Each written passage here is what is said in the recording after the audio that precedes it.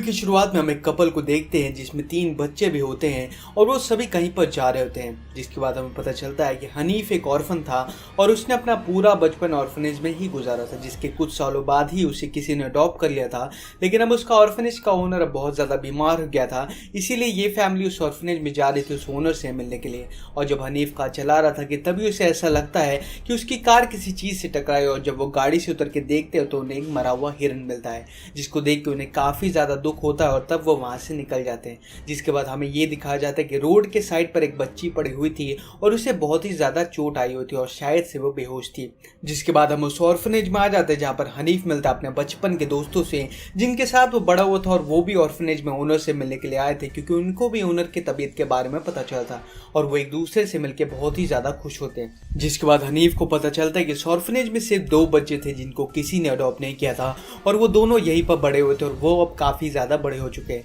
तो इन सभी बच्चों में से एक बच्ची का नाम रानी होता है, तो वो और एक लड़की मिलकर सभी को ऑर्फनेज का रूम दिखाते हैं और इसी बीच रानी अपने बारे में कुछ बातें बताती है कि वो इस ऑर्फनेज में तब आई थी जब वो 10 साल की थी और साथ ही वो ये भी कहती है कि मुझे यकीन है कि मेरी माँ ज़रूर वापस आएगी। वहीं सब लोगों को उनका रूम दिखाया जाता है, लेकिन इसी बीच में हनीफ का एक बेटा जिसका नाम हाकी होता है वो एक कमरे की तरफ जा रहा था जिसका दरवाज़ा कई सालों से बंद था और रानी हाकी को उस रूम की तरफ जाते देख ली तो तब वो उसे इस रूम की कहानी सुनाती है कि कई साल पहले इस ऑर्फनेज में केयर टेकर रहती थी जो कि इस कमरे में रहा करती थी, लेकिन उसने एक बच्ची के बारे में ये कहा कि इस पर कोई साया ये पोजेस्ड है। वो उस बच्ची पे बहुत चिल्लाती थी और कुछ दिनों बाद वो बच्ची गायब हो गई और किसी को उसके बारे में कुछ भी पता नहीं चला। जिसके बाद वो केयर टेकर अब पागल हो जाती और वो किसी के कंट्रोल में नहीं आ रही थी, तो ऑर्फनेज वालों ने उसे उसी के कमरे में बंद कर दिया था। जिसके बाद वो बहुत शोर मचाती है, चिल्लाती है बाहर आने के लिए, लेकिन कोई उसे बाहर नहीं निकाला था। जिसके बाद वो अपना सिर दरवाजे पर लड़ाना शुरू कर देती है, लेकिन इससे पहले कि कोई दरवाजा खोलेगी तब तक उस औरत की डेथ हो चुकी थी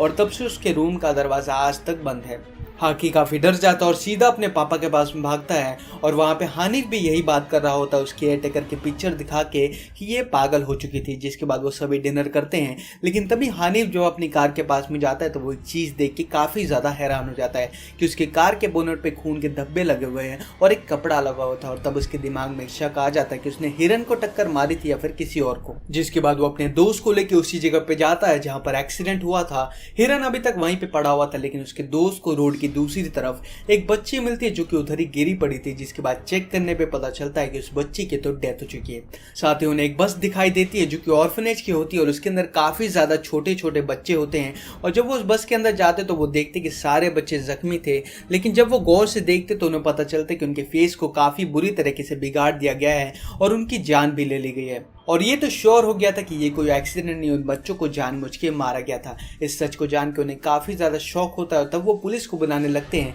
लेकिन उनके नेटवर्क में कुछ इशू आ जाता है। जिसके बाद वो सोचते हैं कि उस बच्ची को अपने साथ ऑर्फनेज में लेके जाएंगे, क्योंकि पुलिस स्टेशन यहाँ से बहुत दूर था। और जब वो ऑर्फनेज में पहुँचते हैं तो एक आदमी उनसे पूछता है कि तुम लोग इस वक्त कहाँ से आ रहे हो। तब वो आदमी उस बच्ची की डेड बॉडी को भी देख लेता है। तब हानिफ उसे बताता है कि उसकी गाड़ी से एक बच्ची की जान चली गई है और तब सारे लोग बहुत ज़्यादा डर जाते हैं। इससे भी ज़्यादा अजीब बात ये थी कि हमने वहाँ पर एक बस देखी थी जिसमें काफी ज्यादा बच्चे मरे हुए थे। जिसके बाद वो पुलिस को कॉल करने का सोचते हैं, लेकिन उनसे तो कॉल भी नहीं लगाया जा रहा था। जिसके बाद वो आदमी डिसाइड करता है कि वो अकेला उस जगह पे जाएगा जांच करने के लिए और जब वो उस बस में जाता है तो वो देखता है कि बस में तो कोई मरा नहीं बल्कि सारे बच्चे दूसरी डायरेक्शन में खड़े थे। लेकिन ये देखकर उसकी गांड फट जाती है और वो बस से बाहर निकलने लगता है। लेकिन अफसोस भूत ने तो आज इसके बनने का प्लान बना के रखा था, इसलिए उसने बस का गेट बाहर से बंद कर दिया था। और फिर उस आदमी को फील आने लगता है कि बस के बाहर कोई खड़ा और उसे देख रहा है। जिसके बाद वो डर से पीछे जाने लगता है। जिसके बाद वो देखता है कि वो बच्चे अब वापस से सामने देख रहे हैं कि तभी उसके पैर के नीचे एक एग फूटता है जिसमें से बहुत सारे इंसेक्ट बाहर आते हैं और फिर वो उसे खाने लगते हैं। ये सीन को भाई बहुत ही ज्यादा क्रीपी बनाया गया और फिर उन इंसेक्ट्स की वजह से उस आदमी की जान चली जाती है। वहीं दूसरी ओर ऑर्फनेज में हम एक लड़की को देखते हैं जिसके हाथ में नाइफ और एक एप्पल होता है और वो खुद को एक मिरर के सामने देख रही थी कि तब उसे फील होता है कि वो बहुत मोटी हो गई है। तब वो शीशे में खुद को देख के खुद को उस चाकू से काटने लगती है और ये देखने में ऐसा लग रहा था कि उसे किसी ने पोजेस करके रखा है, क्योंकि खुद को कोई पतला करने के लिए ये सब चूतिया हरकत तो नहीं करेगा। वहीं दूसरी ओर एक और लड़की सो रही थी, तभी उसके ऊपर बहुत सारे सेंटीपीड गिरते हैं और फिर वो उसके मुंह के अंदर चले जाते हैं। जिसके बाद उसे बहुत ज्यादा तकलीफ होने लगती है और तभी एप्पल वाले लड़के का हस्बैंड आ जाता है जो कि खुद को शीशे में काट रही थी और वो उसे देख के काफी ज्यादा डर जाता है। लेकिन जब उस लड़की को होश आता है तो वो काफी ज्यादा डर जाती है ये सब देख के और फिर वो वापस से बेहोश हो जाती है। जिसके बाद पति अपनी पत्नी को ऐसी हालत में देख के हनीफ और उसके वाइफ को बुलाता है और तभी वहां पे वो लड़की आ जाती है जिसके बॉडी में सेंटीपीड चले गए थे। तभी उसे वहां पे उल्टी हो जाती है जिससे कि बहुत सारे सेंटीपीड उसके बॉडी से निकल जाते हैं, लेकिन अभी भी कुछ सेंटीपीड उसके बॉडी में थे जो कि उसके अंदर चल रहे थे, जिसको देख के वो काफी ज्यादा पैनिक हो जाती है और अपने नाखून से खुद को ही नोचने लगती है। वहीं पे हनीफ की वाइफ कार ड्राइव करते हुए इन्हें हॉस्पिटल लेके जा रही थी ताकि पता चल सके कि आखिर इनके साथ क्या हुआ है, लेकिन तभी इनके साथ में काफी अजीब चीज होती है। जिस रास्ते से वो हॉस्पिटल के लिए निकले थे वो वापस उसी रास्ते पे आ जाते हैं और ये चीज बार बार लूप के जैसे रिपीट हो रही थी, जिससे कि वो काफी ज्यादा परेशान हो जाते हैं। जिसके बाद हनीफ एक खुलासा करता है कि इस ऑर्फनेज होम की जो केयरटेकर थी वो काफी बुरी औरत थी और ये बात आज से 25 साल पुरानी की, जब वो बच्चों पे बहुत जुल्म किया करती थी और वो साथ ही काला मैजिक भी प्रैक्टिस किया करती थी और इसी वजह से उसने 3 बच्चों को सैक्रिफाइस कर दिया था। लेकिन ये चीज हनीफ और उसके दोस्तों ने देख लिया था और इससे पहले कि वो तीनों को पकड़ती ये तीनों वहां से भाग जाते और ये वही दोस्त थे जो कि अभी भी साथ थे, जिसमें से एक को हमने अभी जस्ट मरते हुए देखा था और ऐसा पॉसिबल है कि वो केयरटेकर अभी भी इन दोनों के पीछे पड़ी हुई है। और बचपन में एक बार हमारे साथ ऐसा हुआ था कि जब वो भाग रहे थे ऑर्फनेज से कि तभी वो वापस ऑर्फनेज में आ जाते हैं और लूप चलने लगता है। इस बात का पता उस ओनर को चलता है तो वो उन बच्चों से कहता है कि इस केयरटेकर को हम उसके रूम में कैद कर देंगे, जिसके बाद हमने इस बात का कभी भी जिक्र नहीं किया।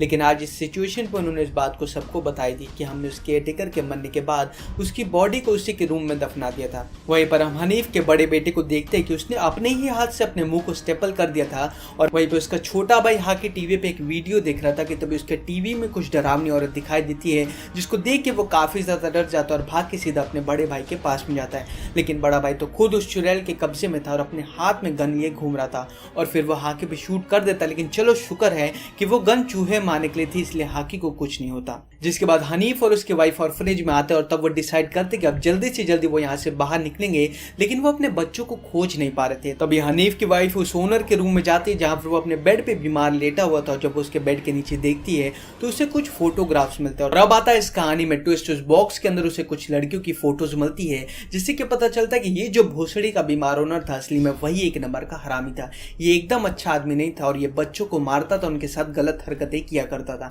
और जिस केयरटेकर को हम इतनी देर से गलत समझते आ रहे थे असल में वही बहुत बेईमानुस थी। वो उन बच्चों को ओनर से बचाना चाहती थी, लेकिन ये ओनर नहीं चाहता था उसका पोल खुले, इसलिए उसने झूठी कहानी बनाई जिसमें उसने सारा दोष उस केयरटेकर को दे दिया और उसे पोजेस बनाकर उसे उसके रूम में ही मरवा दिया। और अब एक सवाल उठता है कि अगर ओनर हरामी था तो आखिर ये सब कर कौन रहा है, क्योंकि ओनर तो बीमार पड़ा है। जिसके बाद वो शक की नजर से देखते हैं रानी को कि क्या पता ओनर ने उसे अब्यूज किया और जिसका बदला लेने के लिए वो सब कर रही है। जिसके बाद रानी वहां पे आते और कहती कि नहीं, ये सारी चीजें वही केयरटेकर कर रही है जिसे कि बहुत बुरे तरीके से मार दिया गया था। जिसके बाद रूम से वो बच्ची बाहर निकल के आती जो कि हनीफ के कार से टकराई थी और हमें अब तक लग रहा था कि वो मर गए, लेकिन ये तो जिंदा है। और तब वो बताते कि जब ये लोग पिकनिक के लिए जा रहे थे कि तभी उस बस में काले कपड़ों में एक औरत आती है और काले मैजिक के स्पेल्स पढ़ने लगती है, जिससे कि सबका माथा फिर जाता है और सब इधर उधर अपना सिर टक्कर मारने लगते हैं। लेकिन इस बच्ची ने हेडफोन लगा रखा था तो उसको स्पेल्स सुनाई नहीं दे, जिससे कि स्पेल्स के मैजिक का असर नहीं हुआ तो वहां से वो भागने लगी। लेकिन हनीफ चाचा ने गाड़ी से उसे लम्बलेट कर दिया और भला भगवान का कि मैं अभी तक मरी नहीं, अभी मैं जिंदा हूँ और मैं बाहर आई ताकि आप लोग को मैं बता सकूं, जिसको सुन के शायद आपको कुछ समझ में आ जाए। वहीं पे हनीफ को काफ़ी बुरा लग रहा था कि उसने मासूम केयरटेकर की जान ले ली और तभी उसका दिमाग फिरता और वो जाता है ओनर के रूम में और उसका गला दबाने लगता है कि तभी उसकी वाइफ आके उसे ऐसा करने के लिए रोक देती है कि तभी उसके नज़र एक फोटोग्राफ पे जाती है जिसके पीछे उस बच्ची का नाम लिखा था जो कि मिसिंग हुई थी। इसके बाद अब जब सभी यहाँ से निकलने वाले थे कि तभी उनके बेटे आ जाते हैं जिन्हें बहुत चोट आई हुई थी और जब वो उसे कार में लेके जा रहे थे कि तभी वो काले कपड़े वाली औरत इनके सामने आके खड़ी हो जाती है और ये वही बच्ची होती है जो कि बहुत सालों से मिसिंग थी। और अब ये औरत काला मैजिक करना शुरू कर देती है और वो मैजिक से हनीफ का गला दबाने लगती है और साथ ही साथ उसने नाडिया को भी पोजेस कर लिया था जो कि अब उसे जान से मारने वाली थी। लेकिन तभी पीछे से रानी आती है और पत्थर से उसके सिर पे मार के उसे बेहोश कर देती है और तब एक और खुलासा होता है कि रानी और कोई नहीं बल्कि उस काले कपड़े वाली जादूगरनी की बेटी होती है। और तब जादूगरनी अपने ब्लैक जादू का इस्तेमाल करके सबको तड़पाने लगती है, उन्हें दर्द देती है, किसी की बॉडी को बहुत दर्द होता है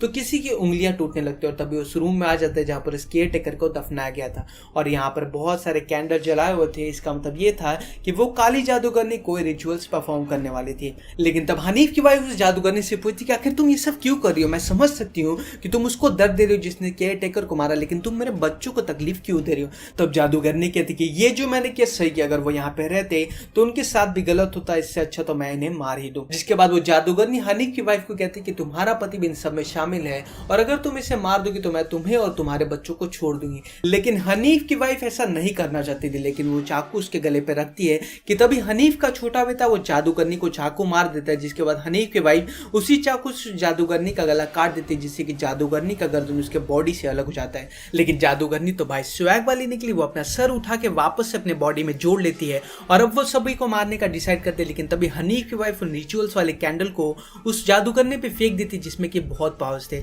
और उससे ही वो जादूगरनी मर सकती थी, जिसके बाद वो उस कैंडल से जल के मर जाती है और जितने भी पोजेस्ड लोग होते हैं वो सभी ठीक हो जाते हैं। जिसके बाद अब सभी ऑर्फनेज से निकलने का तैयारी करते हैं, लेकिन वो उस ओनर का नहीं बचा पाते क्योंकि उसके पाप का घड़ा भर चुका था, जिससे कि उसकी भी उसी जगह पे मौत हो जाती है। और इस घटना को हुए कुछ दिन बीत जाते हैं, हनीफ की वाइफ अपने तो मूवी की शुरुआत में हम एक कपल को देखते हैं जिसमें 3 बच्चे भी होते हैं और वो सभी कहीं पर जा रहे होते हैं, जिसके बाद हमें पता चलता है कि हनीफ एक ऑर्फन था और उसने अपना पूरा बचपन ऑर्फनेज में ही गुजारा था, जिसके कुछ सालों बाद ही उसे किसी ने अडॉप्ट कर लिया था। लेकिन अब उसका ऑर्फनेज का ओनर अब बहुत ज़्यादा बीमार हो गया था, इसीलिए ये फैमिली उस ऑर्फनेज में जा रही थी उस ओनर से मिलने के लिए। और जब हनीफ कार चला रहा था कि तभी उसे ऐसा लगता है कि उसकी कार किसी चीज़ से टकराई और जब वो गाड़ी से उतर के देखते हो तो उन्हें एक मरा हुआ हिरन मिलता है, जिसको देख के उन्हें काफ़ी ज़्यादा दुख होता है और तब वो वहाँ से निकल जाते हैं। जिसके बाद हमें ये दिखाया जाता है कि रोड के साइड पर एक बच्ची पड़ी हुई थी और उसे बहुत ही ज़्यादा चोट आई हुई थी और शायद से वो बेहोश थी। जिसके बाद हम उस ऑर्फनेज में आ जाते हैं जहाँ पर हनीफ मिलता है अपने बचपन के दोस्तों से,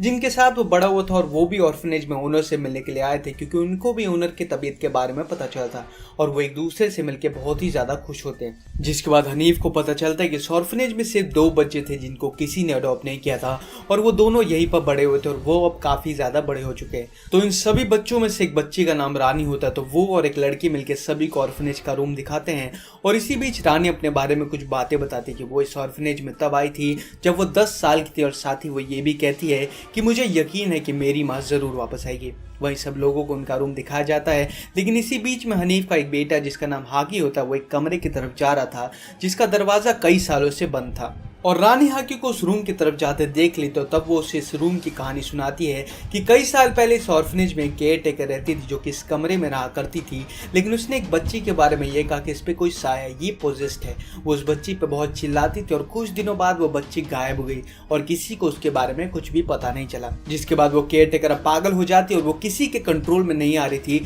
तो ऑर्फनेज वालों ने उसे उसी के कमरे में बंद कर दिया था। जिसके बाद वो बहुत शोर मचाती है, चिल्लाती है बाहर आने के लिए, लेकिन कोई उसे बाहर नहीं निकाला था। जिसके बाद वो अपना सिर दरवाजे पर लड़ाना शुरू कर देती है, लेकिन इससे पहले कि कोई दरवाजा खोलेगी तब तक उस औरत की डेथ हो चुकी थी और तब से उसके रूम का दरवाजा आज तक बंद है। हाकी काफ़ी डर जाता है और सीधा अपने पापा के पास में भागता है और वहाँ पे हानिफ भी यही बात कर रहा होता है उस केयर टेकर की पिक्चर दिखा के कि ये पागल हो चुकी थी। जिसके बाद वो सभी डिनर करते हैं, लेकिन तभी हानिफ जो अपनी कार के पास में जाता है तो वो एक चीज़ देख के काफ़ी ज़्यादा हैरान हो जाता है कि उसकी कार के बोनट पे खून के धब्बे लगे हुए हैं और एक कपड़ा लगा हुआ था और तब उसके दिमाग में शक आ जाता है कि उसने हिरन को टक्कर मारी थी या फिर किसी और को। जिसके बाद वो अपने दोस्त को लेकर उसी जगह पे जाता है जहाँ पर एक्सीडेंट हुआ था। हिरन अभी तक वहीं पे पड़ा हुआ था, लेकिन उसके दोस्त को रोड की दूसरी तरफ एक बच्ची मिलती है जो कि उधर ही गिरी पड़ी थी। जिसके बाद चेक करने पे पता चलता है कि उस बच्ची की तो डेथ हो चुकी है। साथ ही उन्हें एक बस दिखाई देती है जो कि ऑर्फनेज की होती है और उसके अंदर काफी ज्यादा छोटे छोटे बच्चे होते हैं और जब वो उस बस के अंदर जाते तो वो देखते कि सारे बच्चे जख्मी थे,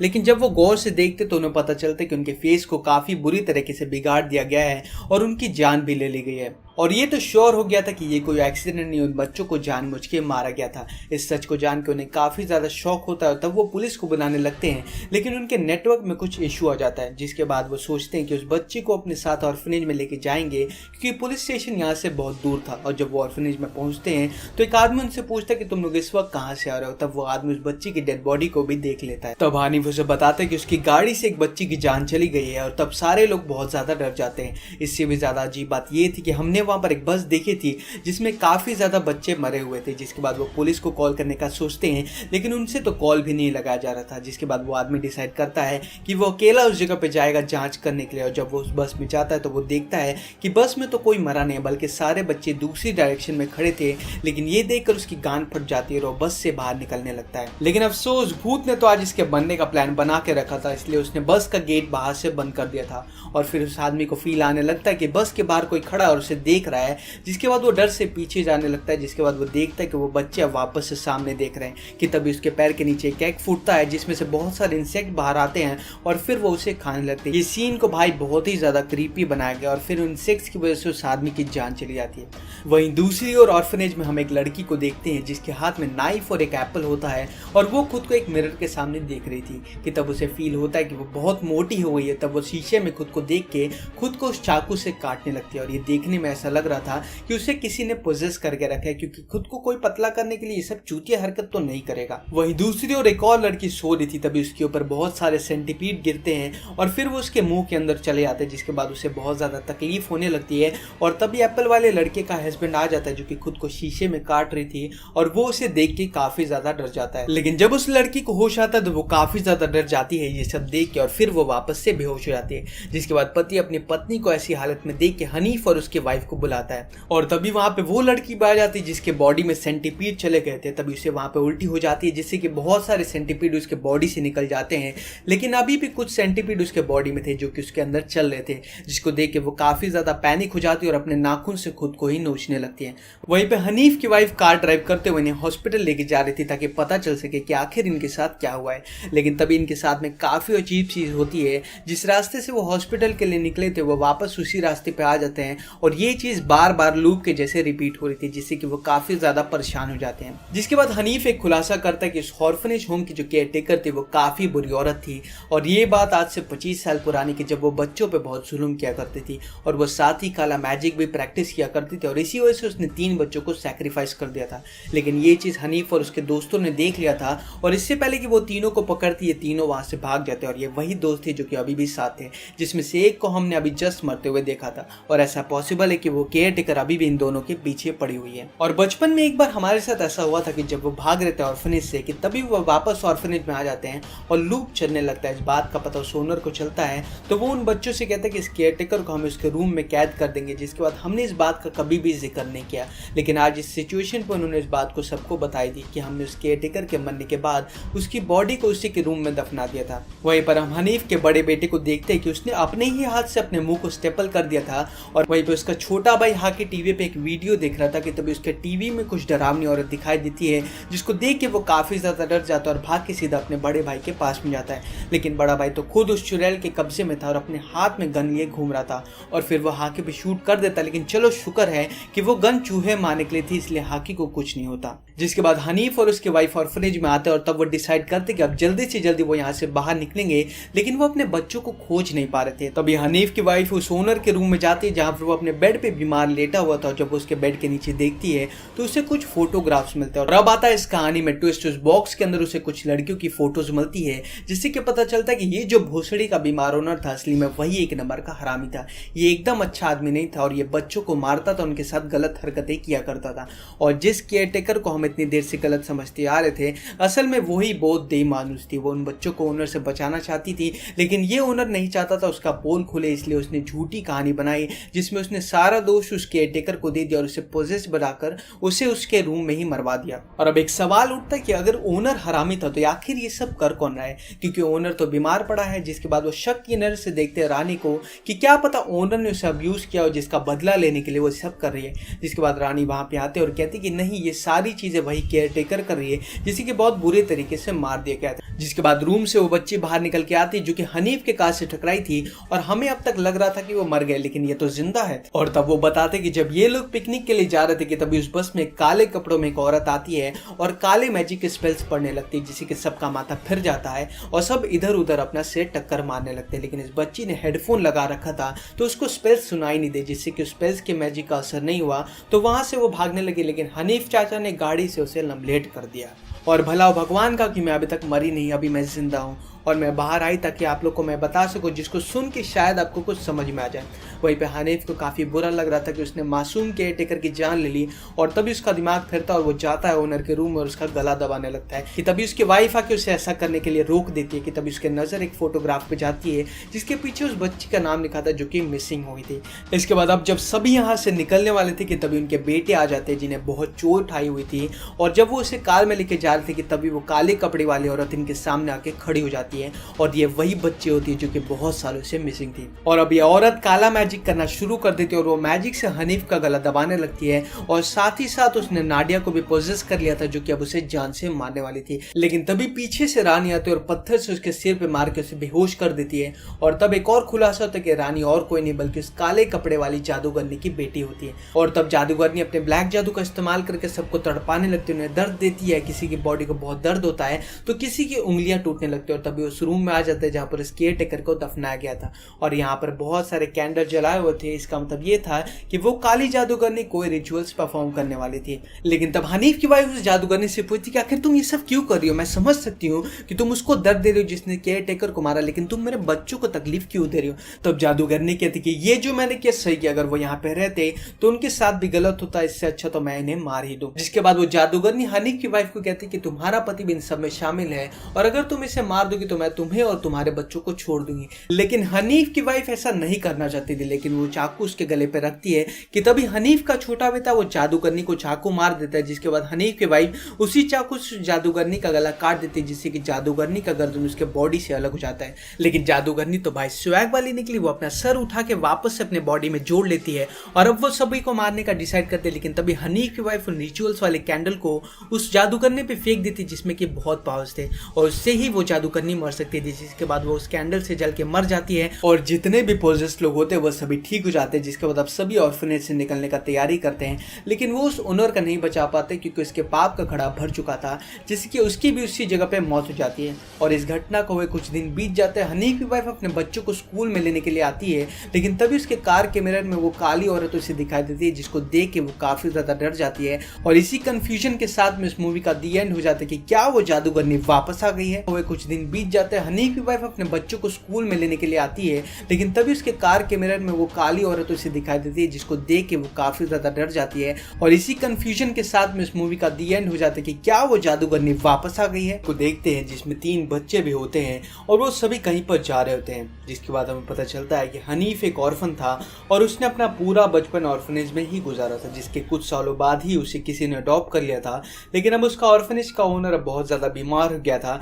इसीलिए ये फैमिली उस ऑर्फनेज में जा रही थी उस ओनर से मिलने के लिए। और जब हनीफ कार चला रहा था कि तभी उसे ऐसा लगता है कि उसकी कार किसी चीज से टकराई और जब वो गाड़ी से उतर के देखते हो तो उन्हें एक मरा हुआ हिरन मिलता है, जिसको देख के उन्हें काफी ज्यादा दुख होता है और तब वो वहां से निकल जाते हैं। जिसके बाद हमें ये दिखाया जाता है कि रोड के साइड पर एक बच्ची पड़ी हुई थी और उसे बहुत ही ज्यादा चोट आई हुई थी और शायद से वो बेहोश थी। जिसके बाद हम उस ऑर्फनेज में आ जाते हैं जहाँ पर हनीफ मिलता है अपने बचपन के दोस्तों से जिनके साथ वो बड़ा हुआ था और वो भी ऑर्फनेज में ओनर से मिलने के लिए आए थे क्योंकि उनको भी ओनर की तबीयत के बारे में पता चला था और वो एक दूसरे से मिलकर बहुत ही ज्यादा खुश होते हैं। जिसके बाद हनीफ को पता चलता है कि इस ऑर्फनेज में सिर्फ 2 बच्चे थे जिनको किसी ने अडॉप्ट नहीं किया था और वो दोनों यहीं पर बड़े हुए थे और वो अब काफी ज्यादा बड़े हो चुके हैं। तो इन सभी बच्चों में से एक बच्ची का नाम रानी होता है, तो वो और एक लड़की मिलकर सभी को ऑर्फनेज का रूम दिखाते हैं। और इसी बीच रानी अपने बारे में कुछ बातें बताती है कि वो इस ऑर्फनेज में तब आई थी जब वो 10 साल की थी और साथ ही वो ये भी कहती है कि मुझे यकीन है कि मेरी माँ जरूर वापस आएगी। वहीं सब लोगों को उनका रूम दिखाया जाता है,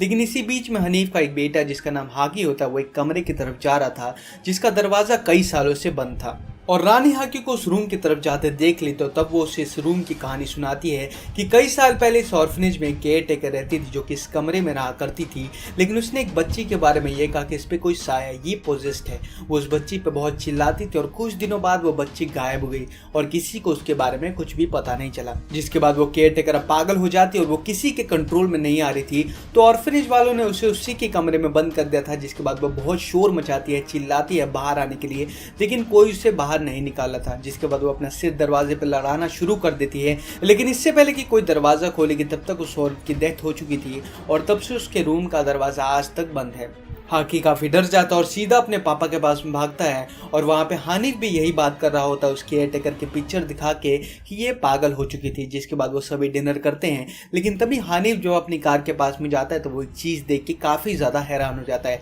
कि उसकी कार के बोनट पे खून के धब्बे लगे हुए हैं और एक कपड़ा लगा हुआ था और तब उसके दिमाग में शक आ जाता है कि उसने हिरन को टक्कर मारी थी या फिर किसी और को। जिसके बाद वो अपने दोस्त को लेकर उसी जगह पे जाता है जहाँ पर एक्सीडेंट हुआ था। हिरन अभी तक वहीं पे पड़ा हुआ था, लेकिन उसके दोस्त को रोड की दूसरी तरफ एक बच्ची मिलती है जो कि उधर ही गिरी पड़ी थी, जिसके बाद चेक करने पे पता चलता है कि उस बच्ची की तो डेथ हो चुकी है। साथ ही उन्हें एक बस दिखाई देती है जो कि ऑर्फनेज की होती है और उसके अंदर काफी ज्यादा छोटे छोटे बच्चे होते हैं। और जब वो उस बस के अंदर जाते तो वो देखते कि सारे बच्चे जख्मी थे, लेकिन जब वो गौर से देखते तो उन्हें पता चलता कि उनके फेस को काफी बुरी तरीके से बिगाड़ दिया गया है और उनकी जान भी ले ली गई है। और ये तो श्योर हो गया था कि ये कोई एक्सीडेंट नहीं, उन बच्चों को जानबूझ के मारा गया था। इस सच को जान के उन्हें काफी ज्यादा शौक होता है, तब वो पुलिस को बुलाने लगते हैं, लेकिन उनके नेटवर्क में कुछ इशू आ जाता है, जिसके बाद वो सोचते हैं कि उस बच्ची को अपने साथ ऑर्फनेज में लेके जाएंगे, क्योंकि पुलिस स्टेशन यहाँ से बहुत दूर था। और जब वो ऑर्फनेज में पहुंचते हैं तो एक आदमी उनसे पूछता है कि तुम लोग इस वक्त कहाँ से आ रहे हो। तब वो आदमी उस बच्ची की डेड बॉडी को भी देख लेता है। तब हानिफ उसे बताता है कि उसकी गाड़ी से एक बच्ची की जान चली गई है, और तब सारे लोग बहुत ज्यादा डर जाते हैं। इससे भी ज्यादा अजीब बात ये थी कि हमने वहां पर एक बस देखी थी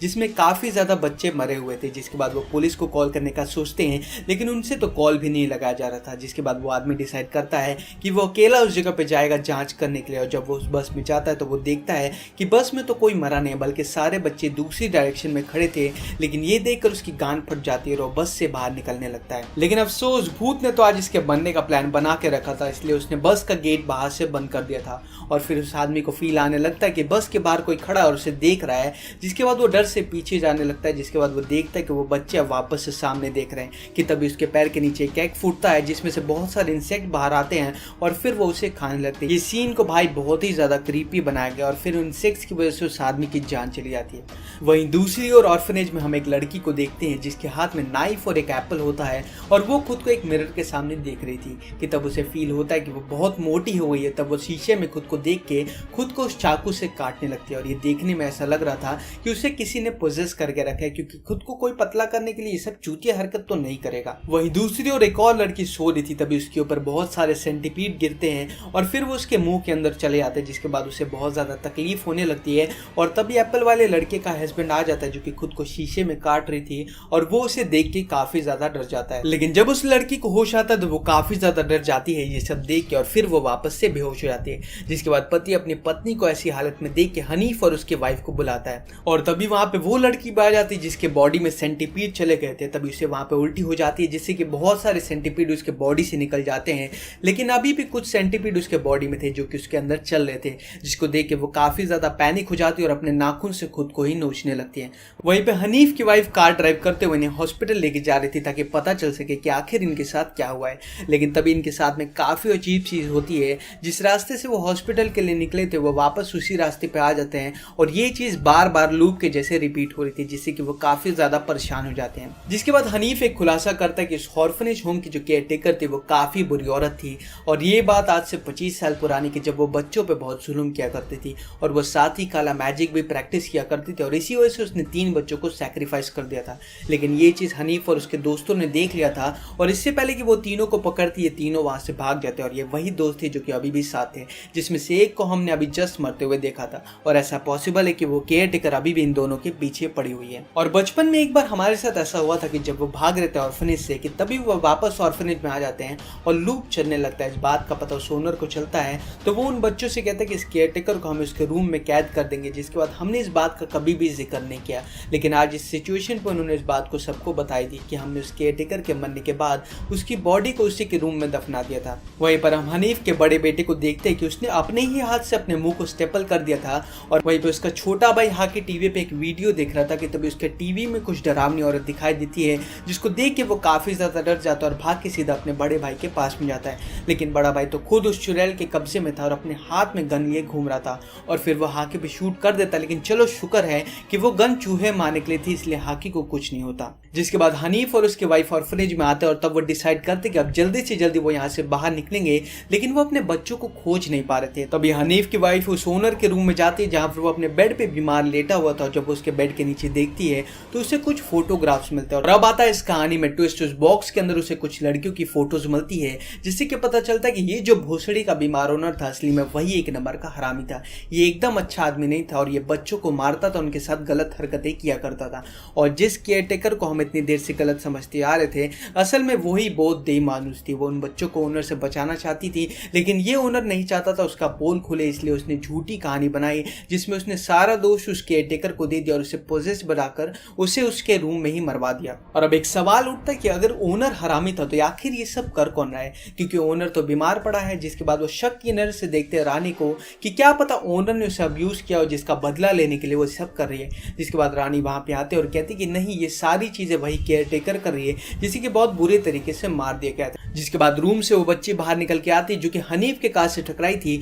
और हमें अब तक लग रहा था कि वो मर गए, लेकिन ये तो जिंदा है। और तब वो बताते कि जब ये लोग पिकनिक के लिए जा रहे थे कि तभी उस बस में काले कपड़ों में एक औरत आती है और काले मैजिक स्पेल्स पढ़ने लगती है, जिससे कि सबका माथा फिर जाता है और सब इधर उधर अपना से टक्कर मारने लगते हैं। लेकिन इस बच्ची ने हेडफोन लगा रखा था तो उसको स्पेल्स सुनाई नहीं दे, जिससे कि स्पेल्स के मैजिक का असर नहीं हुआ तो वहां से वो भागने लगी। लेकिन हनीफ चाचा ने गाड़ी से उसे लम्बलेट कर दिया और भला भगवान का कि मैं अभी तक मरी नहीं, अभी मैं जिंदा हूँ और मैं बाहर आई ताकि आप लोग को मैं बता सकूं, जिसको सुन के शायद आपको कुछ समझ में आ जाए। वहीं पे हनीफ को काफ़ी बुरा लग रहा था कि उसने मासूम केयरटेकर की जान ले ली और तभी उसका दिमाग फिरता और वो जाता है ओनर के रूम में और उसका गला दबाने लगता है कि तभी उसकी वाइफ आके उसे ऐसा करने के लिए रोक देती है कि तभी उसके नज़र एक फोटोग्राफ पे जाती है जिसके पीछे उस बच्ची का नाम लिखा था जो कि मिसिंग हुई थी। इसके बाद अब जब सभी यहाँ से निकलने वाले थे कि तभी उनके बेटे आ जाते हैं जिन्हें बहुत चोट आई हुई थी और जब वो उसे कार में लेके जा रहे थे कि तभी वो काले कपड़े वाली औरत इनके सामने आके खड़ी हो जाती है और ये वही बच्ची होती है जो कि बहुत सालों से मिसिंग थी। और अब ये औरत काला मैजिक करना शुरू कर देती है और वो मैजिक से हनीफ का गला दबाने लगती है और साथ ही साथ उसने नाडिया को भी पोजेस कर लिया था जो कि अब उसे जान से मारने वाली थी। लेकिन तभी पीछे से रानी आती है और पत्थर से उसके सिर पे मार के उसे बेहोश कर देती है। और तब एक और खुलासा होता है कि रानी और कोई नहीं बल्कि उस काले कपड़े वाली जादूगरनी की बेटी होती है। और तब जादूगरनी अपने ब्लैक जादू का इस्तेमाल करके सबको तड़पाने लगती है, उन्हें दर्द देती है। किसी की बॉडी को बहुत दर्द होता है तो किसी की उंगलियां टूटने लगती है और तभी उस रूम में आ जाते हैं जहाँ पर उस केयरटेकर को दफनाया गया था। और यहाँ पर बहुत सारे कैंडल जलाए हुए थे। इसका मतलब ये था कि वो काली जादूगरनी कोई रिचुअल्स परफॉर्म करने वाली थी। लेकिन तब हनीफ की वाइफ उस जादूगरनी से पूछती कि आखिर तुम ये सब क्यों कर रही हो? मैं समझ सकती हूँ कि तुम उसको दर्द दे रही हो जिसने केयरटेकर को मारा, लेकिन तुम मेरे बच्चों को तकलीफ क्यों दे रही हो? तब जादूगरनी कहती कि ये जो मैंने किया सही किया, अगर वो यहाँ पे रहते तो उनके साथ भी गलत होता, इससे अच्छा तो मैं इन्हें मार ही दूं। जिसके बाद वो जादूगरनी हनीफ की वाइफ को कहती कि तुम्हारा पति भी इन सब में शामिल है और अगर तुम इसे मार दोगी तो मैं तुम्हें और तुम्हारे बच्चों को छोड़ दूंगी। लेकिन हनीफ की वाइफ ऐसा नहीं करना चाहती थी, लेकिन वो चाकू उसके गले पे रखती है कि तभी हनीफ का छोटा बेटा वो जादूगरनी को चाकू मार देता है। जिसके बाद हनीफ की वाइफ उसी चाकू से जादूगरनी का गला काट देती है, जिससे कि जादूगरनी का गर्दन उसके बॉडी से अलग हो जाता है। लेकिन जादूगरनी तो भाई स्वैग वाली निकली, वो अपना सर उठा के वापस से अपने बॉडी में जोड़ लेती है और अब वो सभी को मारने का डिसाइड करते हैं। लेकिन तभी हनीफ की वाइफ रिचुअल्स वाले कैंडल को उस जादूगरनी पे फेंक देती जिसमें कि बहुत पावर्स थे और उससे ही वो जादूगरनी मर सकती थी। जिसके बाद वो उस कैंडल से जल के मर जाती है और जितने भी पोजेस्ड लोग होते हैं वो सभी ठीक हो जाते हैं। जिसके बाद अब सभी ऑर्फनेज से निकलने का तैयारी करते हैं, लेकिन वो उस ओनर का नहीं बचा पाते क्योंकि उसके पाप का घड़ा भर चुका था, जिसकी उसकी भी उसी जगह पे मौत हो जाती है। और इस घटना को हुए कुछ दिन बीत जाते हैं। हनीफ की वाइफ अपने बच्चों को स्कूल में लेने के लिए आती है, लेकिन तभी उसके कार के मिरर में वो काली औरत उसे दिखाई देती है, जिसको देख के वो काफी ज्यादा डर जाती है। और इसी कंफ्यूजन के साथ में इस मूवी का दी एंड हो जाता है कि क्या वो जादूगरनी वापस आ गई है। तो मूवी की शुरुआत में हम एक कपल को देखते हैं जिसमें 3 बच्चे भी होते हैं और वो सभी कहीं पर जा रहे होते हैं। जिसके बाद हमें पता चलता है कि हनीफ एक ऑर्फन था और उसने अपना पूरा बचपन ऑर्फनेज में ही गुजारा था, जिसके कुछ सालों बाद ही उसे किसी ने अडॉप्ट कर लिया था। लेकिन अब उसका ऑर्फनेज का ओनर अब बहुत ज़्यादा बीमार हो गया था, इसीलिए ये फैमिली उस ऑर्फनेज में जा रही थी उस ओनर से मिलने के लिए। और जब हनीफ कार चला रहा था कि तभी उसे ऐसा लगता है कि उसकी कार किसी चीज़ से टकराई और जब वो गाड़ी से उतर के देखते हो तो उन्हें एक मरा हुआ हिरन मिलता है, जिसको देख के उन्हें काफ़ी ज़्यादा दुख होता है और तब वो वहां से निकल जाते हैं। जिसके बाद हमें ये दिखाया जाता है कि रोड के साइड पर एक बच्ची पड़ी हुई थी और उसे बहुत ही ज्यादा चोट आई हुई थी और शायद से वो बेहोश थी। जिसके बाद हम उस ऑर्फनेज में आ जाते हैं जहाँ पर हनीफ मिलता है अपने बचपन के दोस्तों से जिनके साथ वो बड़ा हुआ था और वो भी ऑर्फनेज में ओनर से मिलने के लिए आए थे क्योंकि उनको भी ओनर की तबीयत के बारे में पता चला था और वो एक दूसरे से मिलकर बहुत ही ज्यादा खुश होते हैं। जिसके बाद हनीफ को पता चलता है कि इस ऑर्फनेज में सिर्फ 2 बच्चे थे जिनको किसी ने अडॉप्ट नहीं किया था और वो दोनों यहीं पर बड़े हुए थे और वो अब काफी ज्यादा बड़े हो चुके हैं। तो इन सभी बच्चों में से एक बच्ची का नाम रानी होता है, तो वो और एक लड़की मिलकर सभी को ऑर्फनेज का रूम दिखाते हैं और इसी बीच रानी अपने बारे में कुछ बातें बताती है कि वो इस ऑर्फनेज में तब आई थी जब वो 10 साल की थी और साथ ही वो ये भी कहती है कि मुझे यकीन है कि मेरी माँ जरूर वापस आएगी। वहीं सब लोगों को उनका रूम दिखाया जाता है। लेकिन इसी बीच में हनीफ का एक बेटा जिसका नाम हाकी होता है वो एक कमरे की तरफ जा रहा था जिसका दरवाजा कई सालों से बंद था और रानी हाकी को उस रूम की तरफ जाते देख ली तो तब वो उसे इस रूम की कहानी सुनाती है कि कई साल पहले इस ऑर्फनेज में केयर टेकर रहती थी जो कि इस कमरे में रहा करती थी। लेकिन उसने एक बच्ची के बारे में ये कहा कि इस पे कोई साया, ये पोजेस्ड है। वो उस बच्ची पे बहुत चिल्लाती थी और कुछ दिनों बाद वो बच्ची गायब हो गई और किसी को उसके बारे में कुछ भी पता नहीं चला। जिसके बाद वो केयर टेकर पागल हो जाती और वो किसी के कंट्रोल में नहीं आ रही थी तो ऑर्फनेज वालों ने उसे उसी के कमरे में बंद कर दिया था। जिसके बाद वो बहुत शोर मचाती है, चिल्लाती है बाहर आने के लिए, लेकिन कोई उसे बाहर नहीं निकाला था। जिसके बाद वो अपना सिर दरवाजे पर लड़ाना शुरू कर देती है, लेकिन इससे पहले कि कोई दरवाजा खोलेगी तब तक उस औरत की डेथ हो चुकी थी और तब से उसके रूम का दरवाजा आज तक बंद है। हाकी काफी डर जाता और सीधा अपने पापा के पास में भागता है और वहाँ पे हानिफ भी यही बात कर रहा होता है उस केयर टेकर की पिक्चर दिखा के कि ये पागल हो चुकी थी। जिसके बाद वो सभी डिनर करते हैं, लेकिन तभी हानिफ जो अपनी कार के पास में जाता है तो वो एक चीज़ देख के काफ़ी ज़्यादा हैरान हो जाता है कि उसकी कार के बोनट पे खून के धब्बे लगे हुए हैं और एक कपड़ा लगा हुआ था। और तब उसके दिमाग में शक आ जाता है कि उसने हिरन को टक्कर मारी थी या फिर किसी और को। जिसके बाद वो अपने दोस्त को लेकर उसी जगह पे जाता है जहाँ पर एक्सीडेंट हुआ था। हिरन अभी तक वहीं पे पड़ा हुआ था, लेकिन उसके दोस्त को रोड की दूसरी तरफ एक बच्ची मिलती है जो कि उधर ही गिरी पड़ी थी। जिसके बाद चेक करने पे पता चलता है कि उस बच्ची की तो डेथ हो चुकी है। साथ ही उन्हें एक बस दिखाई देती है जो कि ऑर्फनेज की होती है और उसके अंदर काफी ज्यादा छोटे छोटे बच्चे होते हैं। और जब वो उस बस के अंदर जाते तो वो देखते कि सारे बच्चे जख्मी थे, लेकिन जब वो गौर से देखते तो उन्हें पता चलता कि उनके फेस को काफी बुरी तरीके से बिगाड़ दिया गया है और उनकी जान भी ले ली गई है। और ये तो श्योर हो गया था कि ये कोई एक्सीडेंट नहीं, उन बच्चों को जानबूझ के मारा गया था। इस सच को जान के उन्हें काफ़ी ज़्यादा शौक होता है, तब वो पुलिस को बुलाने लगते हैं, लेकिन उनके नेटवर्क में कुछ इशू आ जाता है। जिसके बाद वो सोचते हैं कि उस बच्ची को अपने साथ ऑर्फनेज में लेके जाएंगे क्योंकि पुलिस स्टेशन यहाँ से बहुत दूर था। और जब वो ऑर्फनेज में पहुँचते हैं तो एक आदमी उनसे पूछता है कि तुम लोग इस वक्त कहाँ से आ रहे हो। तब वो आदमी उस बच्ची की डेड बॉडी को भी देख लेता है। तब हानिफ उसे बताता है कि उसकी गाड़ी से एक बच्ची की जान चली गई है और तब सारे लोग बहुत ज़्यादा डर जाते हैं। इससे भी ज़्यादा अजीब बात ये थी कि हमने वहाँ पर एक बस थी जिसमें काफी ज्यादा बच्चे मरे हुए थे। जिसके बाद वो पुलिस को कॉल करने का सोचते हैं, लेकिन उनसे तो कॉल भी नहीं लगाया जा रहा था। जिसके बाद वो आदमी डिसाइड करता है कि वो अकेला उस जगह पे जाएगा जांच करने के लिए। और जब वो उस बस में जाता है तो वो देखता है कि बस में तो कोई मरा नहीं बल्कि सारे बच्चे दूसरी डायरेक्शन में खड़े थे। लेकिन ये देखकर उसकी गांड फट जाती है और वो बस से बाहर निकलने लगता है। लेकिन अफसोस भूत ने तो आज इसके बनने का प्लान बना के रखा था, इसलिए उसने बस का गेट बाहर से बंद कर दिया था। और फिर उस आदमी को फील आने लगता है कि बस के बाहर कोई खड़ा और उसे देख रहा है। जिसके बाद वो डर से पीछे जाने लगता है। जिसके बाद वो देखता है कि वो बच्चे अब वापस से सामने देख रहे हैं कि तभी उसके पैर के नीचे एक एग फूटता है जिसमें से बहुत सारे इंसेक्ट बाहर आते हैं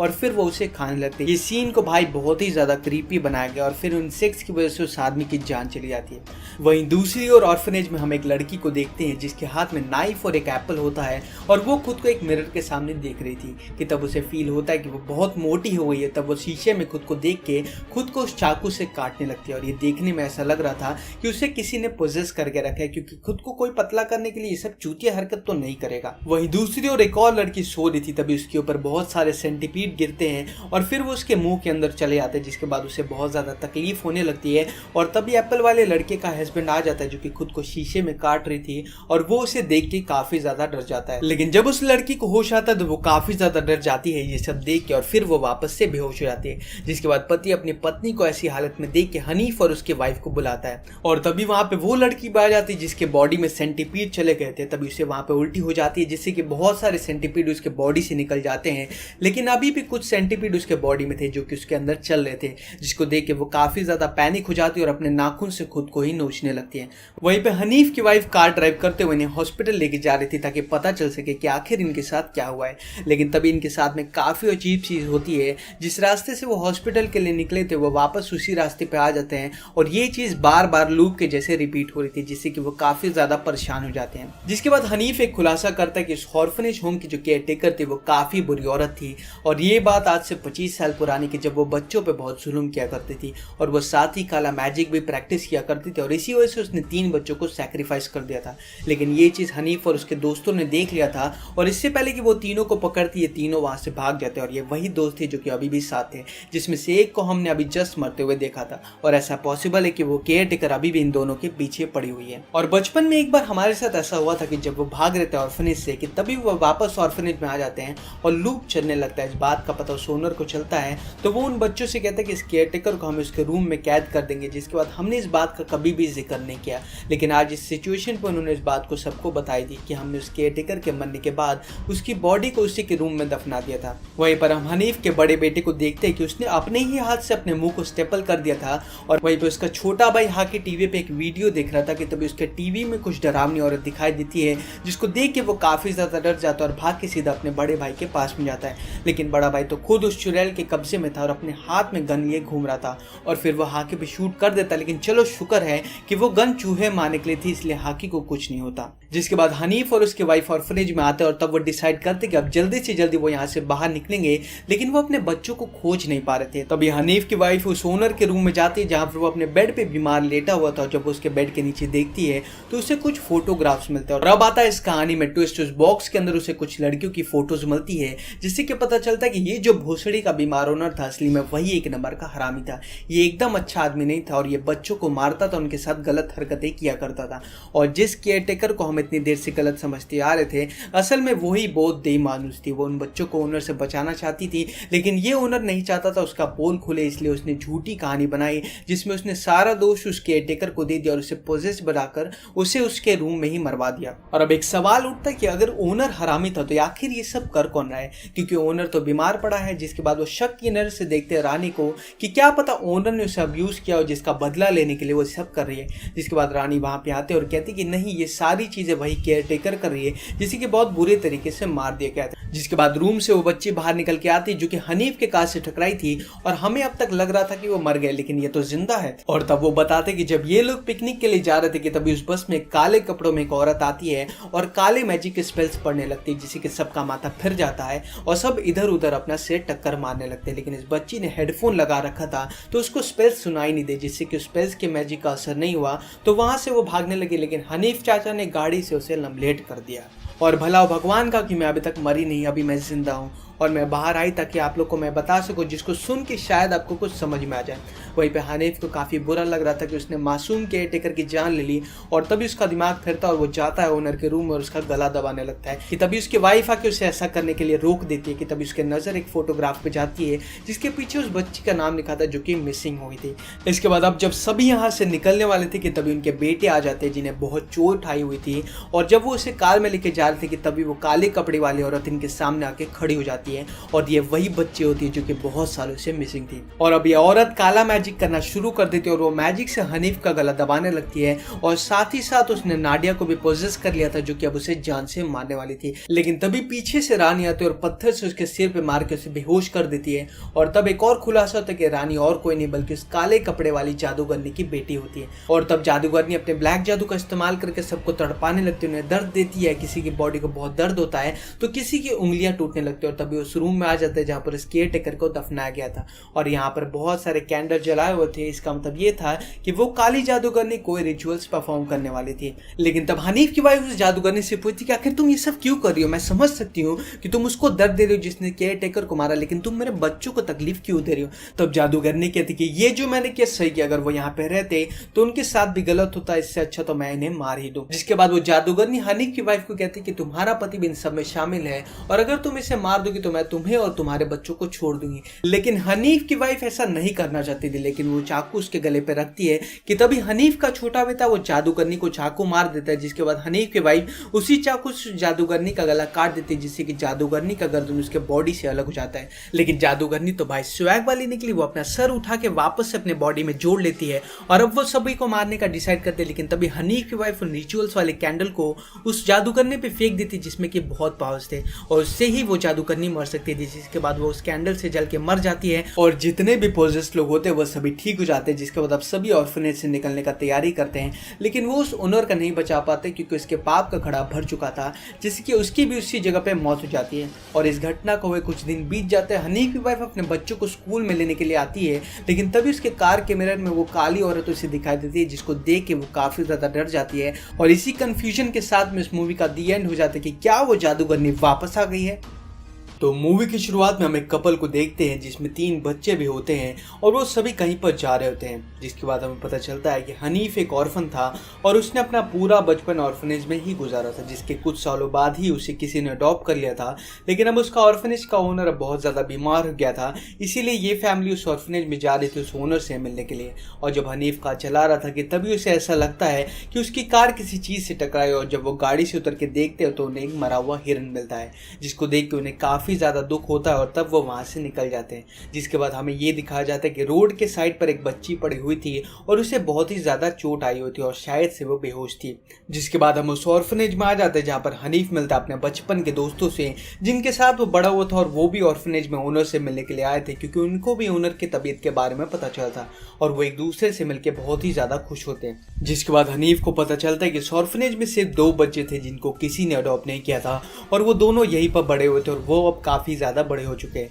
तो इन सभी बच्चों में से एक बच्ची का नाम रानी होता है, तो वो और एक लड़की मिलकर सभी को ऑर्फनेज का रूम दिखाते हैं। और इसी बीच रानी अपने बारे में कुछ बातें बताती है कि वो इस ऑर्फनेज में तब आई थी जब वो 10 साल की थी, और साथ ही वो ये भी कहती है कि मुझे यकीन है कि मेरी माँ ज़रूर वापस आएगी। वहीं सब लोगों को उनका रूम दिखाया जाता है। लेकिन इसी बीच में हनीफ का एक बेटा जिसका नाम हाकी होता है, वो एक कमरे की तरफ जा रहा था जिसका दरवाज़ा कई सालों से बंद था, और रानी हाकी को उस रूम की तरफ जाते देख ली। तो तब वो उसे इस रूम की कहानी सुनाती है कि कई साल पहले इस ऑर्फनेज में केयर टेकर रहती थी जो कि इस कमरे में रहा करती थी, लेकिन उसने एक बच्ची के बारे में ये कहा कि इस पे कोई साया, ये पोजेस्ड है। वो उस बच्ची पे बहुत चिल्लाती थी और कुछ दिनों बाद वो बच्ची गायब हो गई और किसी को उसके बारे में कुछ भी पता नहीं चला। जिसके बाद वो केयर टेकर अब पागल हो जाती और वो किसी के कंट्रोल में नहीं आ रही थी, तो ऑर्फनेज वालों ने उसे उसी के कमरे में बंद कर दिया था। जिसके बाद वो बहुत शोर मचाती है, चिल्लाती है बाहर आने के लिए, लेकिन कोई उसे बाहर नहीं निकाला था। जिसके बाद वो अपना सिर दरवाजे पर लड़ाना शुरू कर देती है, लेकिन इससे पहले कि कोई दरवाजा खोलेगी तब तक उस औरत की डेथ हो चुकी थी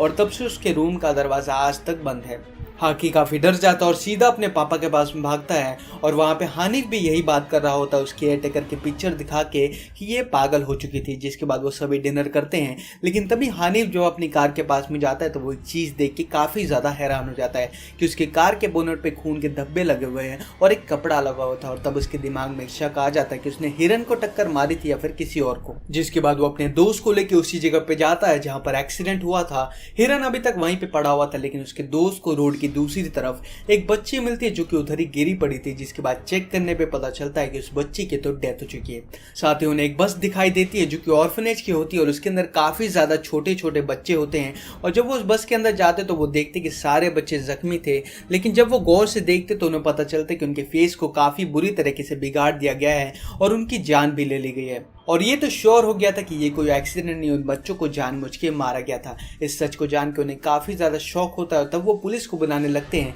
लेकिन उनके नेटवर्क में कुछ इशू आ जाता है। जिसके बाद वो सोचते हैं कि उस बच्ची को अपने साथ ऑर्फनेज में लेके जाएंगे, क्योंकि पुलिस स्टेशन यहाँ से बहुत दूर था। और जब वो ऑर्फनेज में पहुँचते हैं तो एक आदमी उनसे पूछता है कि तुम लोग इस वक्त कहाँ से आ रहे हो। तब वो आदमी उस बच्ची की डेड बॉडी को भी देख लेता है। तब हानिफ उसे बताते हैं कि उसकी गाड़ी से एक बच्ची की जान चली गई है, और तब सारे लोग बहुत ज़्यादा डर जाते हैं। इससे भी ज़्यादा अजीब बात ये थी कि हमने वहाँ पर एक बस देखी थी जिसमें काफी ज्यादा बच्चे मरे हुए थे। जिसके बाद वो पुलिस को कॉल करने का सोचते हैं, लेकिन उनसे तो कॉल भी नहीं लगाया जा रहा था। जिसके बाद वो आदमी डिसाइड करता है कि वो अकेला उस जगह पे जाएगा जांच करने के लिए। और जब वो उस बस में जाता है तो वो देखता है कि बस में तो कोई मरा नहीं, बल्कि सारे बच्चे दूसरी डायरेक्शन में खड़े थे। लेकिन ये देखकर उसकी गांड फट जाती है और वो बस से बाहर निकलने लगता है। लेकिन अफसोस भूत ने तो आज इसके बनने का प्लान बना के रखा था, इसलिए उसने बस का गेट बाहर से बंद कर दिया था। और फिर उस आदमी को फील आने लगता है कि बस के बाहर कोई खड़ा और उसे देख रहा है। जिसके बाद वो डर से पीछे जाने लगता है। जिसके बाद वो देखता है कि वो बच्चे अब वापस से सामने देख रहे हैं कि तभी उसके पैर के नीचे एक एग फूटता है जिसमें से बहुत सारे इंसेक्ट बाहर आते हैं और फिर वो उसे खाने लगते हैं। ये सीन को भाई बहुत ही ज्यादा क्रीपी बनाया गया और फिर इंसेक्ट्स की वजह से उस आदमी की जान चली जाती है। वहीं दूसरी ओर ऑर्फनेज में हम एक लड़की को देखते हैं जिसके हाथ में नाइफ और एक एप्पल होता है और वो खुद को एक मिरर के सामने देख रही थी कि तब उसे फील होता है कि वो बहुत मोटी हो गई है। तब वो शीशे में खुद को देख के खुद को उस चाकू से काटने लगती है और ये देखने में ऐसा लग रहा था कि उसे किसी ने पोजेस करके रखा है, क्योंकि खुद को कोई पतला करने के लिए ये सब चूतिया हरकत तो नहीं करेगा। वहीं दूसरी ओर एक और लड़की सो रही थी, तभी उसके ऊपर बहुत सारे सेंटीपीड गिरते हैं और फिर वो उसके मुंह के अंदर चले आते हैं। जिसके बाद उसे बहुत ज्यादा तकलीफ होने लगती है और तभी एप्पल वाले लड़के का हस्बैंड आ जाता है जो कि खुद को शीशे में काट रही थी और वो उसे देख के काफी ज्यादा डर जाता है। लेकिन जब उस लड़की को होश आता है तो वो काफी ज्यादा डर जाती है ये सब देख के और फिर वो वापस से बेहोश हो जाती है। जिसके बाद पति अपनी पत्नी को ऐसी हालत में देख के हनीफ और उसके वाइफ को बुलाता है और तभी वहां पे वो लड़की आ जाती है जिसके बॉडी में सेंटीपीड चले गए थे। तभी उसे वहां पे उल्टी हो जाती है जिससे कि बहुत सारे सेंटीपीड उसके बॉडी से निकल जाते हैं, लेकिन अभी भी कुछ सेंटीपीड उसके बॉडी में थे जो कि उसके अंदर चल रहे थे, जिसको देख के वो काफी ज्यादा पैनिक हो जाती है और अपने नाखून से खुद को ही नोचने लगती है। वहीं पे हनीफ की वाइफ कार ड्राइव करते हुए इन्हें हॉस्पिटल लेके जा रही थी ताकि पता चल सके कि आखिर इनके साथ क्या हुआ है। लेकिन तभी इनके साथ में काफी अजीब चीज होती है, जिस रास्ते से वो हॉस्पिटल के लिए निकले थे वो वापस उसी रास्ते पे आ जाते हैं और ये चीज बार बार लूप के जैसे रिपीट हो रही थी, जिससे कि वो काफी ज्यादा परेशान हो जाते हैं। जिसके बाद हनीफ एक खुलासा करता है कि इस ऑर्फनेज होम की जो केयर टेकर थी वो काफी बुरी औरत थी और ये बात आज से 25 साल पुरानी की, जब वो बच्चों पे बहुत जुल्म किया करती थी और वो साथ ही काला मैजिक भी प्रैक्टिस किया करती थी और इसी वजह से उसने 3 बच्चों को सैक्रिफाइस कर दिया था। लेकिन ये चीज हनीफ और उसके दोस्तों ने देख लिया था और इससे पहले कि वो तीनों को पकड़ती ये तीनों वहां से भाग जाते और ये वही दोस्त थे जो कि अभी भी साथ थे, जिसमें से एक को हमने अभी जस्ट मरते हुए देखा था और ऐसा पॉसिबल है कि वो केयर टेकर अभी भी इन दोनों के पीछे पड़ी हुई है। और बचपन में एक बार हमारे साथ ऐसा हुआ था कि जब वो भाग रहे थे ऑर्फनेज से कि तभी वो वापस ऑर्फनेज में आ जाते हैं और लूप चलने लगता है। इस बात का पता उस ओनर को चलता है तो वो उन बच्चों से कहता है कि इस केयर टेकर को हम उसके रूम में कैद कर देंगे, जिसके बाद हमने इस बात का कभी भी जिक्र नहीं किया। लेकिन आज इस सिचुएशन पर उन्होंने इस बात को सबको बताई थी कि हमने उस केयर टेकर के मरने के बाद उसकी बॉडी को उसी के रूम में दफना दिया था। वहीं पर हम हनीफ के बड़े बेटे को देखते हैं कि उसने अपने ही हाथ से अपने मुंह को स्टेपल कर दिया था और वहीं पे उसका छोटा भाई हाके टीवी पे एक वीडियो देख रहा था कि तभी उसके टीवी में कुछ डरावनी औरत दिखाई देती है, जिसको देख के वो काफी ज्यादा डर जाता है और भाग के सीधा अपने बड़े भाई के पास में जाता है। लेकिन बड़ा भाई तो खुद उस चुड़ैल के कब्जे में था और अपने हाथ में गन लिए घूम रहा था और फिर वो हाके पे शूट कर देता, लेकिन चलो शुक्र है कि वो गन चूहे मारने के लिए थी, इसलिए हाकी को कुछ नहीं होता। जिसके बाद हनीफ और उसके वाइफ ऑर्फनेज में आते हैं और तब वो डिसाइड करते कि अब जल्दी से जल्दी वो यहाँ से बाहर निकलेंगे, लेकिन वो अपने बच्चों को खोज नहीं पा रहे थे। तभी हनीफ की वाइफ उस ओनर के रूम में जाती है जहाँ पर वो अपने बेड पे बीमार लेटा हुआ था और जब वो उसके बेड के नीचे देखती है तो उसे कुछ फोटोग्राफ्स मिलते हैं और अब आता है इस कहानी में ट्विस्ट। उस बॉक्स के अंदर उसे कुछ लड़कियों की फोटोज मिलती है, जिससे कि पता चलता है कि ये जो भोसड़ी का बीमार ओनर था असली में वही एक नंबर का हरामी था। ये एकदम अच्छा आदमी नहीं था और ये बच्चों को मारता था, उनके साथ गलत हरकतें किया करता था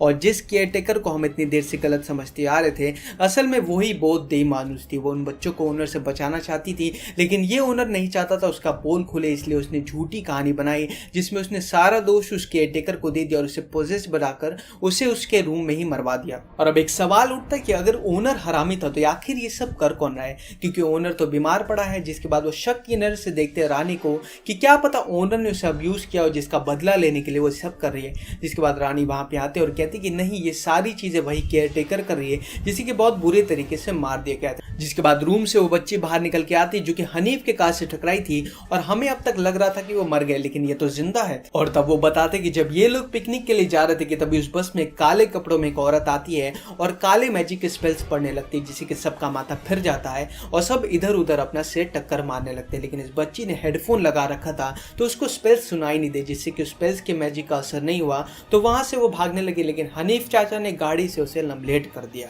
और भला भगवान का कि मैं अभी तक मरी नहीं, अभी मैं जिंदा हूँ और मैं बाहर आई ताकि आप लोग को मैं बता सकूं, जिसको सुन के शायद आपको कुछ समझ में आ जाए। वहीं पे हनीफ को काफ़ी बुरा लग रहा था कि उसने मासूम केयर टेकर की जान ले ली और तभी उसका दिमाग फिरता और वो जाता है ओनर के रूम में और उसका गला दबाने लगता है कि तभी उसकी वाइफ आके उसे ऐसा करने के लिए रोक देती है कि तभी उसके नज़र एक फोटोग्राफ पे जाती है जिसके पीछे उस बच्ची का नाम लिखा था जो कि मिसिंग हुई थी। इसके बाद अब जब सभी यहाँ से निकलने वाले थे कि तभी उनके बेटे आ जाते हैं जिन्हें बहुत चोट आई हुई थी और जब वो उसे कार में लेके जा रहे थे कि तभी वो काले कपड़े वाली औरत इनके सामने आके खड़ी हो जाती है और ये वही बच्ची होती है जो कि बहुत सालों से मिसिंग थी। और अब ये औरत काला मैजिक करना शुरू कर देती है और वो मैजिक से हनीफ का गला दबाने लगती है और साथ ही साथ उसने नाडिया को भी पोजेस कर लिया था जो कि अब उसे जान से मारने वाली थी। लेकिन तभी पीछे से रानी आती है और पत्थर से उसके सिर पे मार के उसे बेहोश कर देती है और तब एक और खुलासा होता है कि रानी और कोई नहीं बल्कि उस काले कपड़े वाली जादूगरनी की बेटी होती है। और तब जादूगरनी अपने ब्लैक जादू का इस्तेमाल करके सबको तड़पाने लगती है, उन्हें दर्द देती है। किसी की बॉडी को बहुत दर्द होता है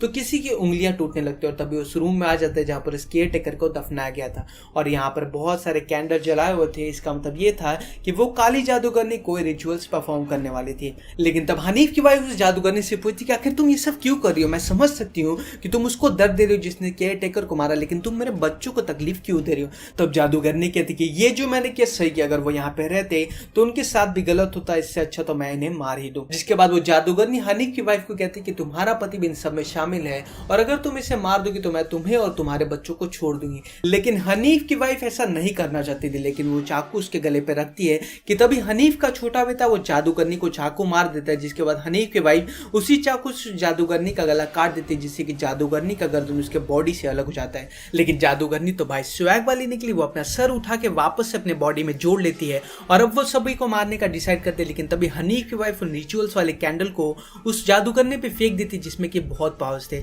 और उससे ही वो जादूगरनी मर सकती थी, जिसके बाद वो उस कैंडल से जल के मर जाती है और जितने भी पोजेस्ड लोग होते हैं वो सभी ठीक हो जाते हैं। जिसके बाद अब सभी ऑर्फनेज से निकलने का तैयारी करते हैं, लेकिन वो उस ओनर का नहीं बचा पाते क्योंकि उसके पाप का घड़ा भर चुका था, जिसकी उसकी भी उसी जगह पे मौत हो जाती है। और इस घटना को हुए कुछ दिन बीत जाते हैं। हनीफ की वाइफ अपने बच्चों को स्कूल में लेने के लिए आती है, लेकिन तभी उसके कार के मिरर में वो काली औरत उसे दिखाई देती है, जिसको देख के वो काफी ज्यादा डर जाती है। और इसी कंफ्यूजन के साथ में इस मूवी का दी एंड हो जाता है कि क्या वो जादूगरनी वापस आ गई है।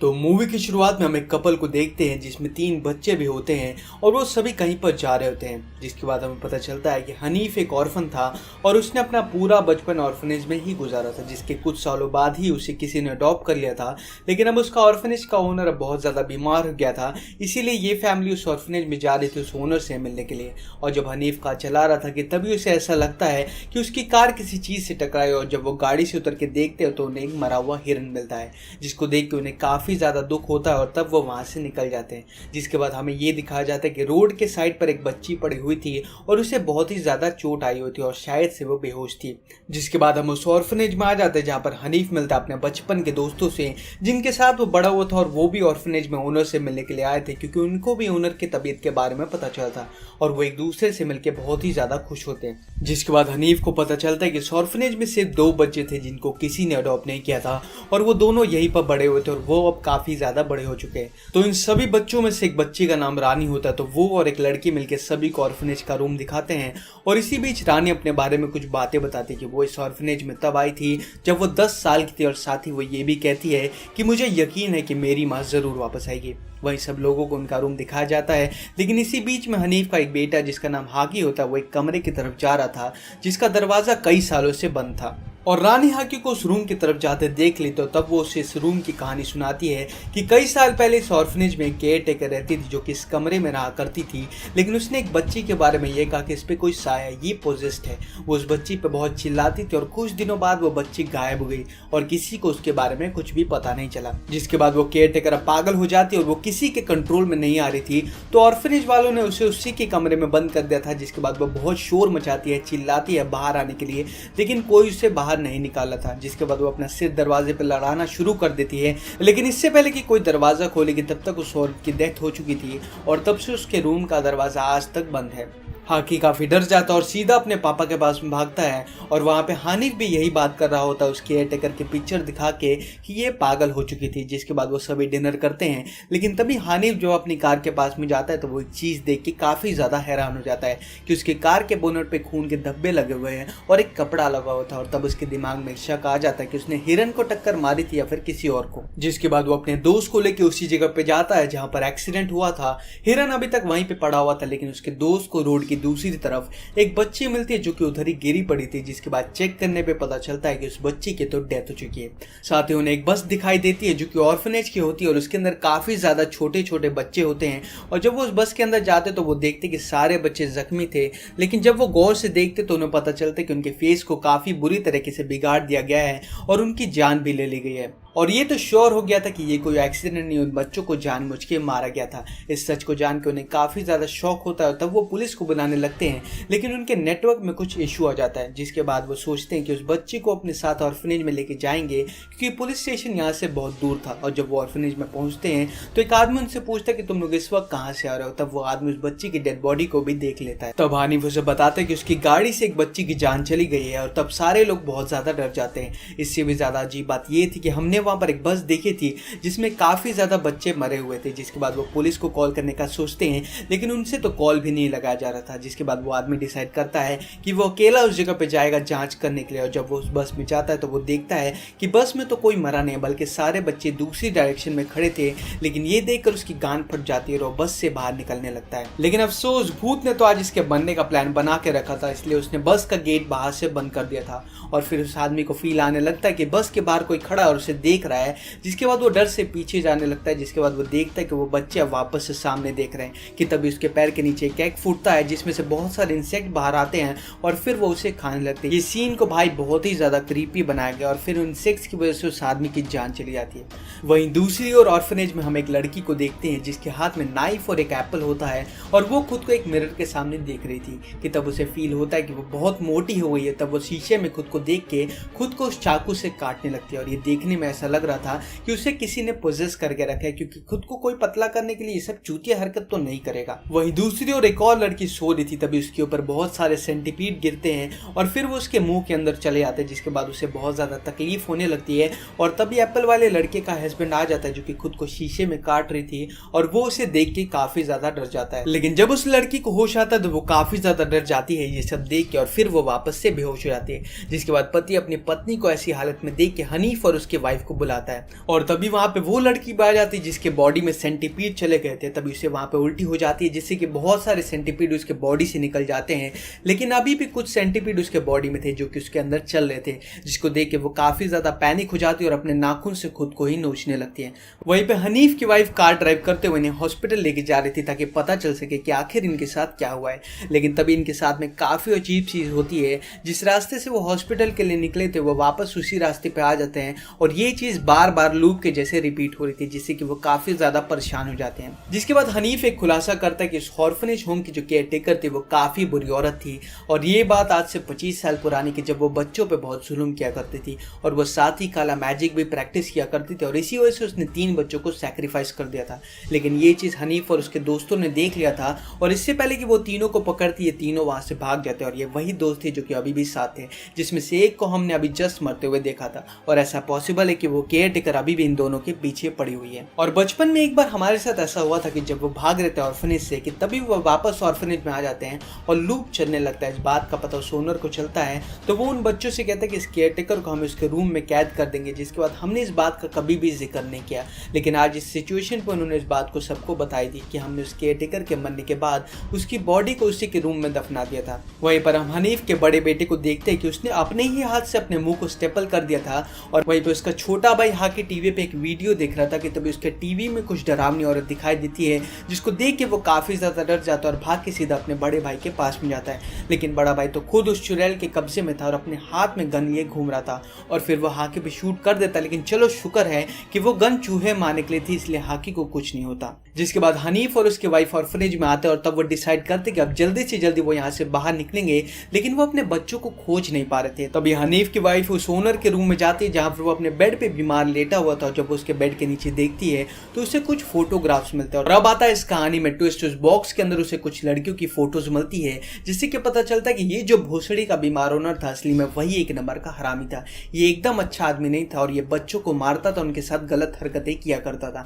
और जिस केयरटेकर को हम इतनी देर से गलत समझते आ रहे थे, असल में वही बहुत बेईमानुस थी। वो उन बच्चों को ओनर से बचाना चाहती थी, लेकिन ये ओनर नहीं चाहता था उसका पोल खुले, इसलिए उसने झूठी कहानी बनाई जिसमें उसने सारा दोष उस केयरटेकर को दे दिया और उसे पोजेस बनाकर उसे उसके रूम में ही मरवा दिया। और अब एक सवाल उठता है कि अगर ओनर हरामी था तो आखिर ये सब कर कौन रहा है, क्योंकि ओनर तो बीमार पड़ा है। जिसके बाद वो शक की नजर से देखते हैं रानी को कि क्या पता ओनर ने उसे अब्यूज किया और जिसका बदला लेने के लिए वो सब कर रही है। जिसके बाद रानी वहां पे आते और कहती कि नहीं, ये सारी चीजें वही केयरटेकर कर रही है, जिसे कि बहुत बुरे तरीके से मार दिया गया था। जिसके बाद रूम से वो बच्ची बाहर निकल के आती जो कि हनीफ के कार से टकराई थी और हमें अब तक लग रहा था कि वो मर गए, लेकिन ये तो जिंदा है। और तब वो बताते कि जब ये लोग पिकनिक के लिए जा रहे थे कि तभी उस बस में काले कपड़ों में एक औरत आती है और काले मैजिक के स्पेल्स पढ़ने लगती है, जिससे कि सबका माथा फिर जाता है और सब इधर उधर अपना सिर टक्कर मारने लगते हैं। लेकिन इस बच्ची ने हेडफोन लगा रखा था तो उसको स्पेल्स सुनाई नहीं दे, जिससे कि स्पेल्स के मैजिक का असर नहीं हुआ तो वहां से वो भागने लगी। लेकिन हनीफ चाचा ने गाड़ी से उसे लम्बलेट कर दिया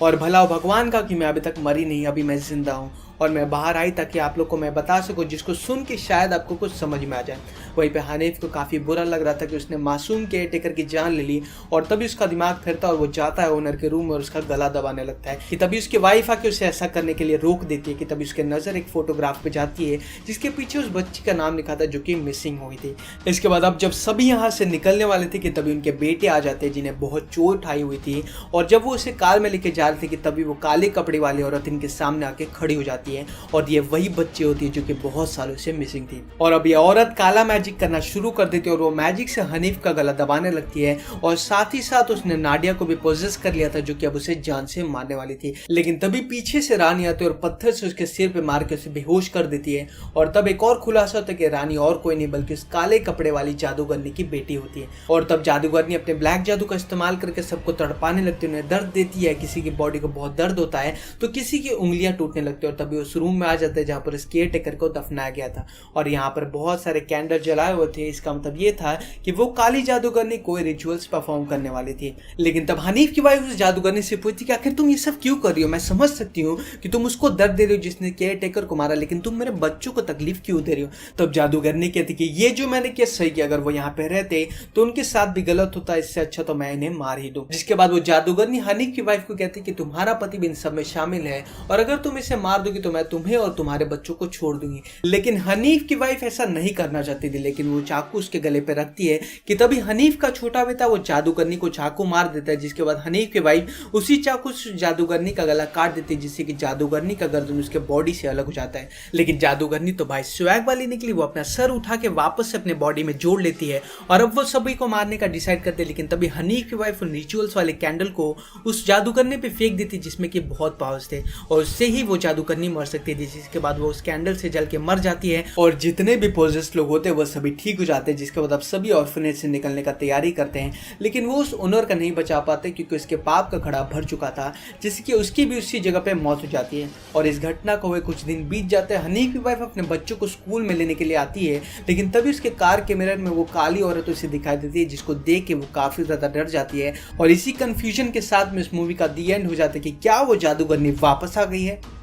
तो मूवी की शुरुआत में हम एक कपल को देखते हैं जिसमें 3 बच्चे भी होते हैं और वो सभी कहीं पर जा रहे होते हैं। जिसके बाद हमें पता चलता है कि हनीफ एक ऑर्फन था और उसने अपना पूरा बचपन ऑर्फनेज में ही गुजारा था, जिसके कुछ सालों बाद ही उसे किसी ने अडॉप्ट कर लिया था। लेकिन अब उसका ऑर्फनेज का ओनर अब बहुत ज़्यादा बीमार हो गया था, इसीलिए ये फैमिली उस ऑर्फनेज में जा रही थी उस ओनर से मिलने के लिए। और जब हनीफ कार चला रहा था कि तभी उसे ऐसा लगता है कि उसकी कार किसी चीज़ से टकराई और जब वो गाड़ी से उतर के देखते हो तो उन्हें एक मरा हुआ हिरन मिलता है, जिसको देख के उन्हें काफ़ी ज़्यादा दुख होता है और तब वो वहां से निकल जाते हैं। जिसके बाद हमें ये दिखाया जाता है कि रोड के साइड पर एक बच्ची पड़ी हुई थी और उसे बहुत ही ज्यादा चोट आई हुई थी और शायद से वो बेहोश थी। जिसके बाद हम उस ऑर्फनेज में आ जाते हैं जहां पर हनीफ मिलता है अपने बचपन के दोस्तों से जिनके साथ वो बड़ा हुआ था और वो भी ऑर्फनेज में ओनर से मिलने के लिए आए थे क्योंकि उनको भी ओनर की तबीयत के बारे में पता चला था और वो एक दूसरे से मिलकर बहुत ही ज्यादा खुश होते हैं। जिसके बाद हनीफ को पता चलता है कि इस ऑर्फनेज में सिर्फ 2 बच्चे थे जिनको किसी ने अडॉप्ट नहीं किया था और वो दोनों यहीं पर बड़े हुए थे और वो अब काफी ज्यादा बड़े हो चुके हैं।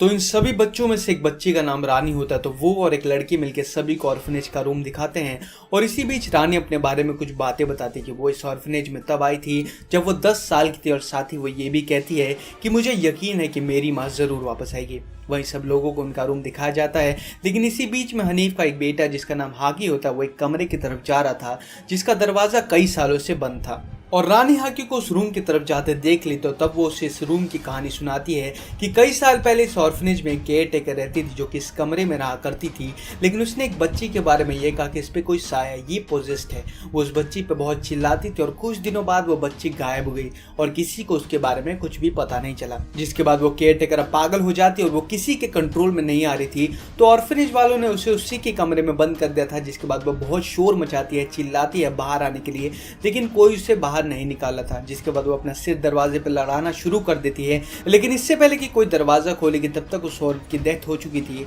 और तब से उसके रूम का दरवाजा आज तक बंद है। हाकी काफी डर जाता है और सीधा अपने पापा के पास में भागता है और वहां पे हानिफ भी यही बात कर रहा होता है उस केयर टेकर की पिक्चर दिखा के कि ये पागल हो चुकी थी। जिसके बाद वो सभी डिनर करते हैं, लेकिन तभी हानिफ जो अपनी कार के पास में जाता है तो वो एक चीज देख के काफी ज्यादा हैरान हो जाता है कि उसके कार के बोनट पे खून के धब्बे लगे हुए हैं और एक कपड़ा लगा हुआ था और तब उसके दिमाग में शक आ जाता है कि उसने हिरन को टक्कर मारी थी या फिर किसी और को। जिसके बाद वो अपने दोस्त को लेके उसी जगह पे जाता है जहां पर एक्सीडेंट हुआ था। हिरन अभी तक वहीं पे पड़ा हुआ था, लेकिन उसके दोस्त को रोड की दूसरी तरफ एक बच्ची मिलती है जो कि उधर ही गिरी पड़ी थी। जिसके बाद चेक करने पे पता चलता है कि उस बच्ची की तो डेथ हो चुकी है। साथ ही उन्हें एक बस दिखाई देती है जो कि ऑर्फनेज की होती है और उसके अंदर काफी ज्यादा छोटे छोटे बच्चे होते हैं और जब वो उस बस के अंदर जाते तो वो देखते कि सारे बच्चे जख्मी थे, लेकिन जब वो गौर से देखते तो उन्हें पता चलता है कि उनके फेस को काफी बुरी तरीके से बिगाड़ दिया गया है और उनकी जान भी ले ली गई है। और ये तो श्योर हो गया था कि ये कोई एक्सीडेंट नहीं, उन बच्चों को जानबूझ के मारा गया था। इस सच को जान के उन्हें काफ़ी ज़्यादा शौक होता है, तब वो पुलिस को बुलाने लगते हैं,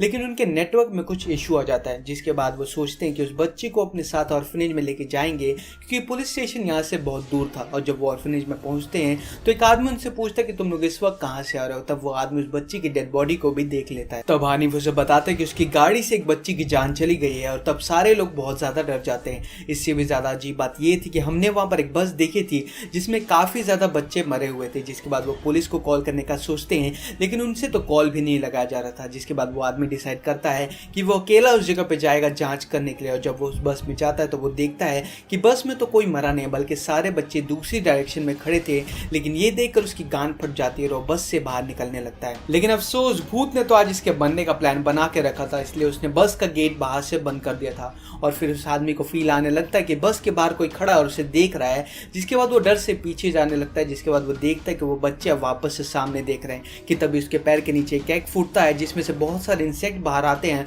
और फिर वो उसे खाने लगते हैं। ये सीन को भाई बहुत ही ज्यादा क्रीपी बनाया गया, और फिर उन इंसेक्ट्स की वजह से उस आदमी की जान चली जाती है। वहीं दूसरी ओर ऑर्फनेज में हम एक लड़की को देखते हैं जिसके हाथ में नाइफ और एक एप्पल होता है, और वो खुद को एक मिरर के सामने देख रही थी कि तब उसे फील होता है कि वो बहुत मोटी हो गई है। तब वो शीशे में खुद को देख के खुद को उस चाकू से काटने लगती है, और ये देखने में ऐसा लग रहा था कि उसे किसी ने पोजेस करके रखा है, क्योंकि खुद को कोई पतला करने के लिए ये सब चूतिया हरकत तो नहीं करेगा। वहीं दूसरी ओर एक और लड़की सो रही थी, तभी उसके ऊपर बहुत सारे सेंटीपीड गिरते हैं और फिर वो उसके मुंह के अंदर चले जाते हैं। जिसके बाद उसे बहुत ज्यादा तकलीफ होने लगती है, और तभी एप्पल वाले लड़के का हस्बैंड आ जाता है जो कि खुद को शीशे में काट रही थी, और वो उसे देख के काफी ज्यादा डर जाता है। लेकिन जब उस लड़की को होश आता है तो वो काफी ज्यादा डर जाती है ये सब देख के, और फिर वो वापस से बेहोश हो जाती है। जिसके बाद पति अपनी पत्नी को ऐसी हालत में देख के हनीफ और उसके वाइफ को बुलाता है, और तभी वहां पे वो लड़की आ जाती है जिसके बॉडी में सेंटीपीड चले गए थे। तभी उसे वहां पे उल्टी हो जाती है, जिससे कि बहुत सारे सेंटीपीड उसके बॉडी से निकल जाते हैं। लेकिन अभी भी कुछ सेंटीपीड उसके बॉडी में थे जो कि उसके अंदर चल रहे थे, जिसको देख के वो काफी ज्यादा पैनिक हो जाती है और अपने नाखून से खुद को ही नोचने लगती है। वहीं पे हनीफ की वाइफ कार ड्राइव करते हुए इन्हें हॉस्पिटल लेके जा रही थी ताकि पता चल सके कि आखिर इनके साथ क्या हुआ है। लेकिन तभी इनके साथ में काफी अजीब चीज होती है। जिस रास्ते से वो हॉस्पिटल के लिए निकले थे वो वापस उसी रास्ते पे आ जाते हैं, और ये चीज बार बार लूप के जैसे रिपीट हो रही थी, जिससे कि वो काफी ज्यादा परेशान हो जाते हैं। जिसके बाद हनीफ एक खुलासा करता है कि इस ऑर्फनेज होम की जो केयर टेकर थी वो काफी बुरी औरत थी, और ये बात आज से 25 साल पुरानी की, जब वो बच्चों पे बहुत जुल्म किया करती थी और वो साथ ही काला मैजिक भी प्रैक्टिस किया करती थी, और इसी वजह से उसने 3 बच्चों को सैक्रिफाइस कर दिया था। लेकिन ये चीज हनीफ और उसके दोस्तों ने देख लिया था, और इससे पहले कि वो तीनों को पकड़ती, ये तीनों वहां से भाग जाते। और ये वही दोस्त थे जो कि अभी भी साथ थे, जिसमें से एक को हमने अभी जस्ट मरते हुए देखा था, और ऐसा पॉसिबल है कि वो केयर टेकर अभी भी इन दोनों के पीछे पड़ी हुई है। और बचपन में एक बार हमारे साथ ऐसा हुआ था कि जब वो भाग रहे थे ऑर्फनेज से, कि तभी वो वापस ऑर्फनेज में आ जाते हैं और लूप चलने लगता है। इस बात का पता उस ओनर को चलता है, तो वो उन बच्चों से कहता है कि इस केयर टेकर को हम उसके रूम में कैद कर देंगे। जिसके बाद हमने इस बात का कभी भी जिक्र नहीं किया,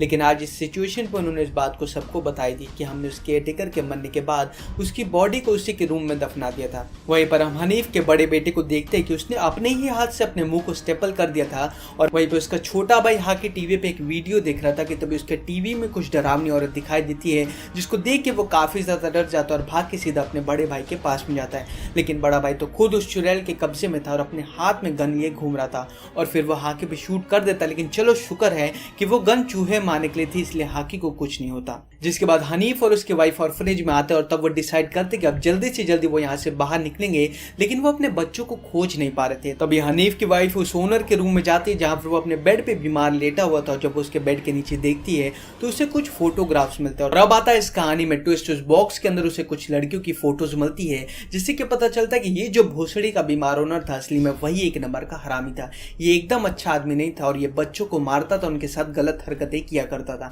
और जिस केयर टेकर को हम इतनी देर से गलत समझते आ रहे थे, असल में वही बहुत देई मानुस थी। वो उन बच्चों को ओनर से बचाना चाहती थी, लेकिन ये ओनर नहीं चाहता था उसका पोल खुले, इसलिए उसने झूठी कहानी बनाई जिसमें उसने सारा दोष उस केयर टेकर को दे दिया और उसे पोजेस बनाकर उसे उसके रूम में ही मरवा दिया। और अब एक सवाल उठता है कि अगर ओनर हरामी था तो आखिर ये सब कर कौन रहा है, क्योंकि ओनर तो बीमार पड़ा है। जिसके बाद वो शक की नजर से देखते हैं रानी को कि क्या पता ओनर ने उसे अब्यूज किया और जिसका बदला लेने के लिए वो सब कर रही है। जिसके बाद रानी वहां पे आते और कहती कि नहीं, ये सारी चीजें वही केयर टेकर कर रही है, जिसे कि बहुत बुरे तरीके से मार दिया गया था। जिसके बाद रूम से वो बच्ची बाहर निकल के आती जो कि हनीफ के कार से टकराई थी, और हमें अब तक लग रहा था कि वो मर गए, लेकिन ये तो जिंदा है। और तब तब वो बताते कि जब ये लोग पिकनिक के लिए जा रहे थे कि तभी उस बस में काले कपड़ों में एक औरत आती है और काले मैजिक के स्पेल्स पढ़ने लगती है, जिससे कि सबका माथा फिर जाता है और सब इधर उधर अपना सिर टक्कर मारने लगते हैं। लेकिन इस बच्ची ने हेडफोन लगा रखा था तो उसको स्पेल्स सुनाई नहीं दे, जिससे कि स्पेल्स के मैजिक का असर नहीं हुआ तो वहां से वो भागने लगी। लेकिन हनीफ चाचा ने गाड़ी से उसे लम्बलेट कर दिया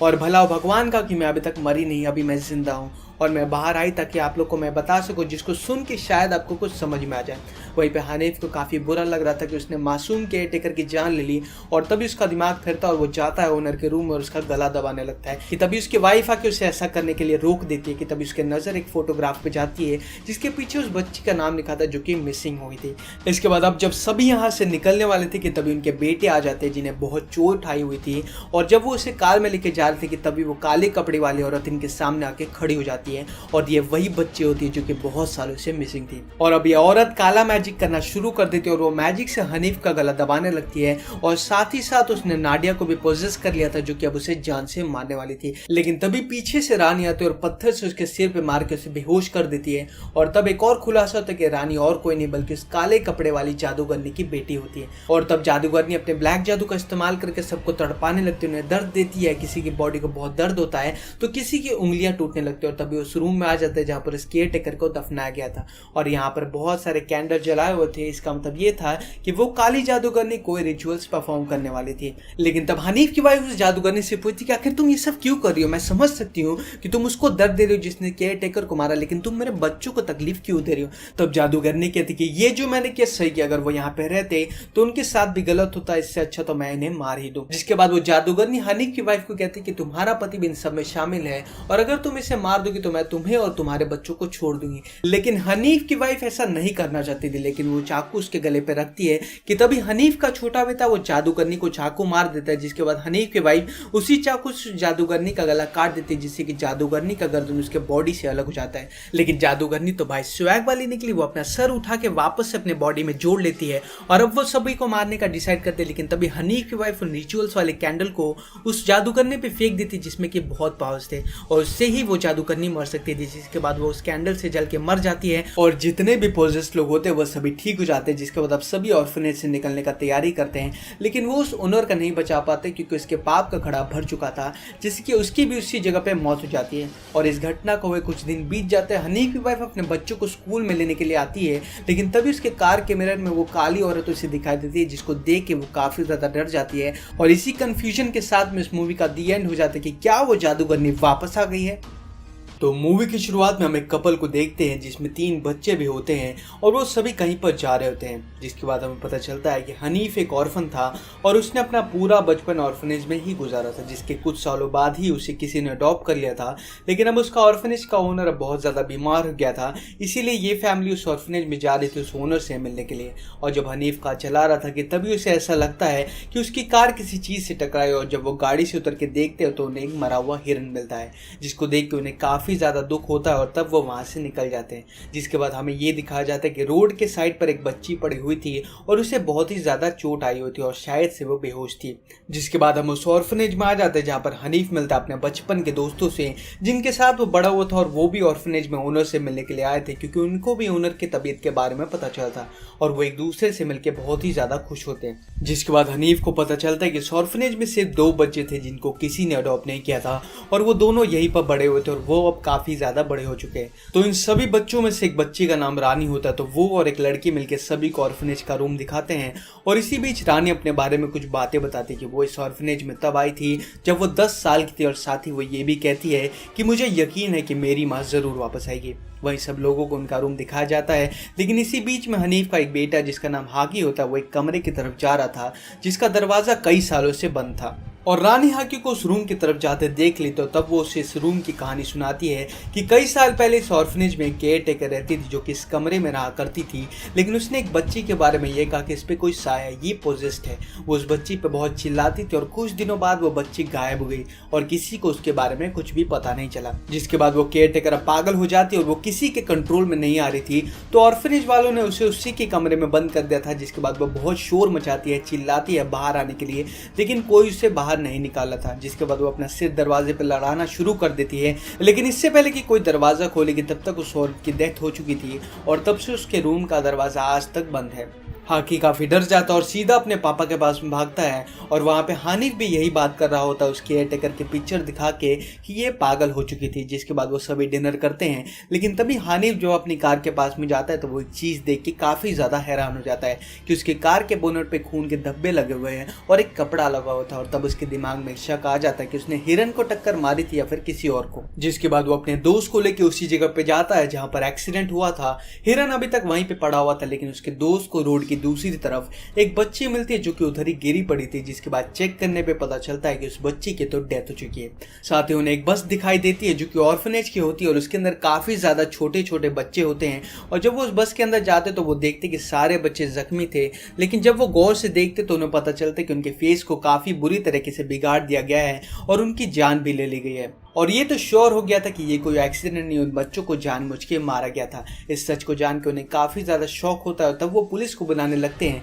लेकिन उनके नेटवर्क में कुछ इशू आ जाता है। जिसके बाद वो सोचते हैं कि उस बच्ची को अपने साथ ऑर्फनेज में लेके जाएंगे, क्योंकि पुलिस स्टेशन यहाँ से बहुत दूर था। और जब वो ऑर्फनेज में पहुँचते हैं तो एक आदमी उनसे पूछता है कि तुम लोग इस वक्त कहाँ से आ रहे हो। तब वो आदमी उस बच्ची की डेड बॉडी को भी देख लेता है। तब हानिफ उसे बताता है कि उसकी गाड़ी से एक बच्ची की जान चली गई है। और तब सारे लोग बहुत ज़्यादा डर जाते हैं। इससे भी ज़्यादा अजीब बात ये थी कि हमने वहाँ पर एक बस देखी थी जिसमें काफी ज्यादा बच्चे मरे हुए थे। जिसके बाद वो पुलिस को कॉल करने का सोचते हैं, लेकिन उनसे तो कॉल भी नहीं लगाया जा रहा था। जिसके बाद वो आदमी डिसाइड करता है कि वो अकेला उस जगह पे जाएगा जांच करने के लिए। और जब वो उस बस में जाता है तो वो देखता है कि बस में तो कोई मरा नहीं, बल्कि सारे बच्चे दूसरी डायरेक्शन में खड़े थे। लेकिन ये देखकर उसकी गांड फट जाती है और वो बस से बाहर निकलने लगता है। लेकिन अफसोस भूत ने तो आज इसके बनने का प्लान बना के रखा था, इसलिए उसने बस का गेट बाहर से बंद कर दिया था। और फिर उस आदमी को फील आने लगता है कि बस के बाहर कोई खड़ा और उसे देख रहा है। जिसके बाद वो डर से पीछे जाने लगता है। जिसके बाद वो देखता है कि वो बच्चे अब वापस से सामने देख रहे हैं कि तभी उसके पैर के नीचे एक एग फूटता है जिसमें से बहुत सारे इंसेक्ट बाहर आते हैं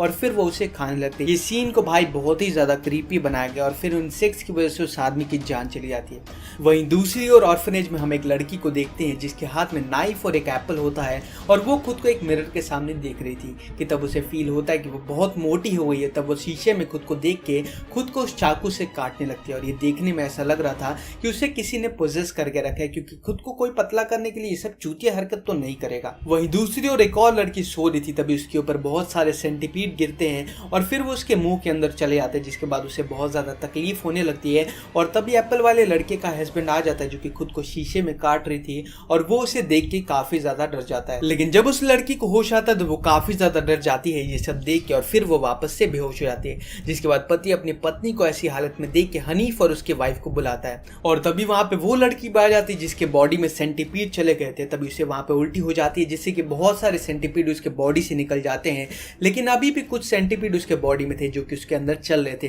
जिसको देख के वो काफी ज्यादा पैनिक हो जाती है और अपने नाखून से खुद को ही नोचने लगती है। वहीं पे हनीफ की वाइफ कार ड्राइव करते हुए इन्हें हॉस्पिटल लेके जा रही थी ताकि पता चल सके कि आखिर इनके साथ क्या हुआ है। लेकिन तभी इनके साथ में काफी अजीब चीज होती है। जिस रास्ते से वो हॉस्पिटल के लिए निकले थे वो वापस उसी रास्ते पे आ जाते हैं और ये चीज बार बार लूप के जैसे रिपीट हो रही थी, जिससे कि वो काफी ज्यादा परेशान हो जाते हैं। जिसके बाद हनीफ एक खुलासा करता है कि इस ऑर्फनेज होम की जो केयरटेकर थी वो काफी बुरी औरत थी और ये बात आज से 25 साल पुरानी की, जब वो बच्चों पे बहुत जुल्म किया करती थी और वो साथ ही काला मैजिक भी प्रैक्टिस किया करती थी और इसी वजह से उसने 3 बच्चों को सैक्रिफाइस कर दिया था। लेकिन ये चीज हनीफ और उसके दोस्तों ने देख लिया था और इससे पहले कि वो तीनों को पकड़ती ये तीनों वहां से भाग जाते और ये वही दोस्त थे जो कि अभी भी साथ थे, जिसमें से एक को हमने अभी जस्ट मरते हुए देखा था और ऐसा पॉसिबल है कि वो केयरटेकर अभी भी इन दोनों के पीछे पड़ी हुई है। और बचपन में एक बार हमारे साथ ऐसा हुआ था कि जब वो भाग रहे थे ऑर्फनेज से कि तभी वो वापस ऑर्फनेज में आ जाते हैं और लूप चलने लगता है। इस बात का पता उस ओनर को चलता है तो वो उन बच्चों से कहता है कि इस केयरटेकर को हम उसके रूम में कैद कर देंगे। जिसके बाद हमने इस बात का कभी भी जिक्र नहीं किया,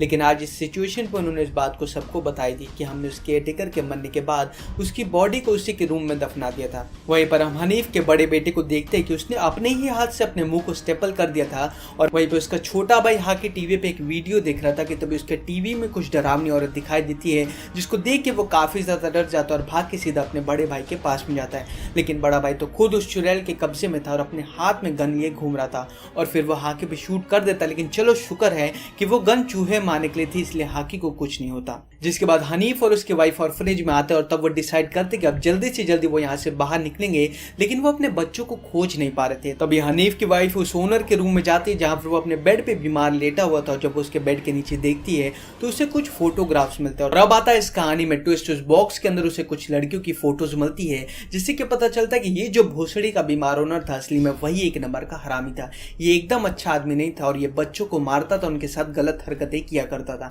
और जिस केयरटेकर को हम इतनी देर से गलत समझते आ रहे थे असल में वही बहुत दे मानुस थी। वो उन बच्चों को ओनर से बचाना चाहती थी लेकिन ये ओनर नहीं चाहता था उसका पोल खुले, इसलिए उसने झूठी कहानी बनाई जिसमें उसने सारा दोष उस केयरटेकर को दे दिया और उसे पोजेस बनाकर उसे उसके रूम में ही मरवा दिया। और अब एक सवाल उठता है कि अगर ओनर हरामी था तो आखिर ये सब कर कौन रहा है, क्योंकि ओनर तो बीमार पड़ा है। जिसके बाद वो शक की नजर से देखते हैं रानी को कि क्या पता ओनर ने उसे अब्यूज किया और जिसका बदला लेने के लिए वो सब कर रही है। जिसके बाद रानी वहां पे आते और कहती कि नहीं, ये सारी चीजें वही केयरटेकर कर रही है जिसे कि बहुत बुरे तरीके से मार दिया गया था। जिसके बाद रूम से वो बच्ची बाहर निकल के आती जो कि हनीफ के कार से टकराई थी और हमें अब तक लग रहा था कि वो मर गए लेकिन ये तो जिंदा है। और तब वो बताते कि जब ये लोग पिकनिक के लिए जा रहे थे कि तभी उस बस में काले कपड़ों में एक औरत आती है और काले मैजिक के स्पेल्स पढ़ने लगती है जिससे कि सबका माथा फिर जाता है और सब इधर उधर अपना से टक्कर मारने लगते हैं। लेकिन इस बच्ची ने हेडफोन लगा रखा था तो उसको स्पेल्स सुनाई नहीं दे, जिससे कि स्पेल्स के मैजिक का असर नहीं हुआ तो वहां से वो भागने लगी। लेकिन हनीफ चाचा ने गाड़ी से उसे लम्बलेट कर दिया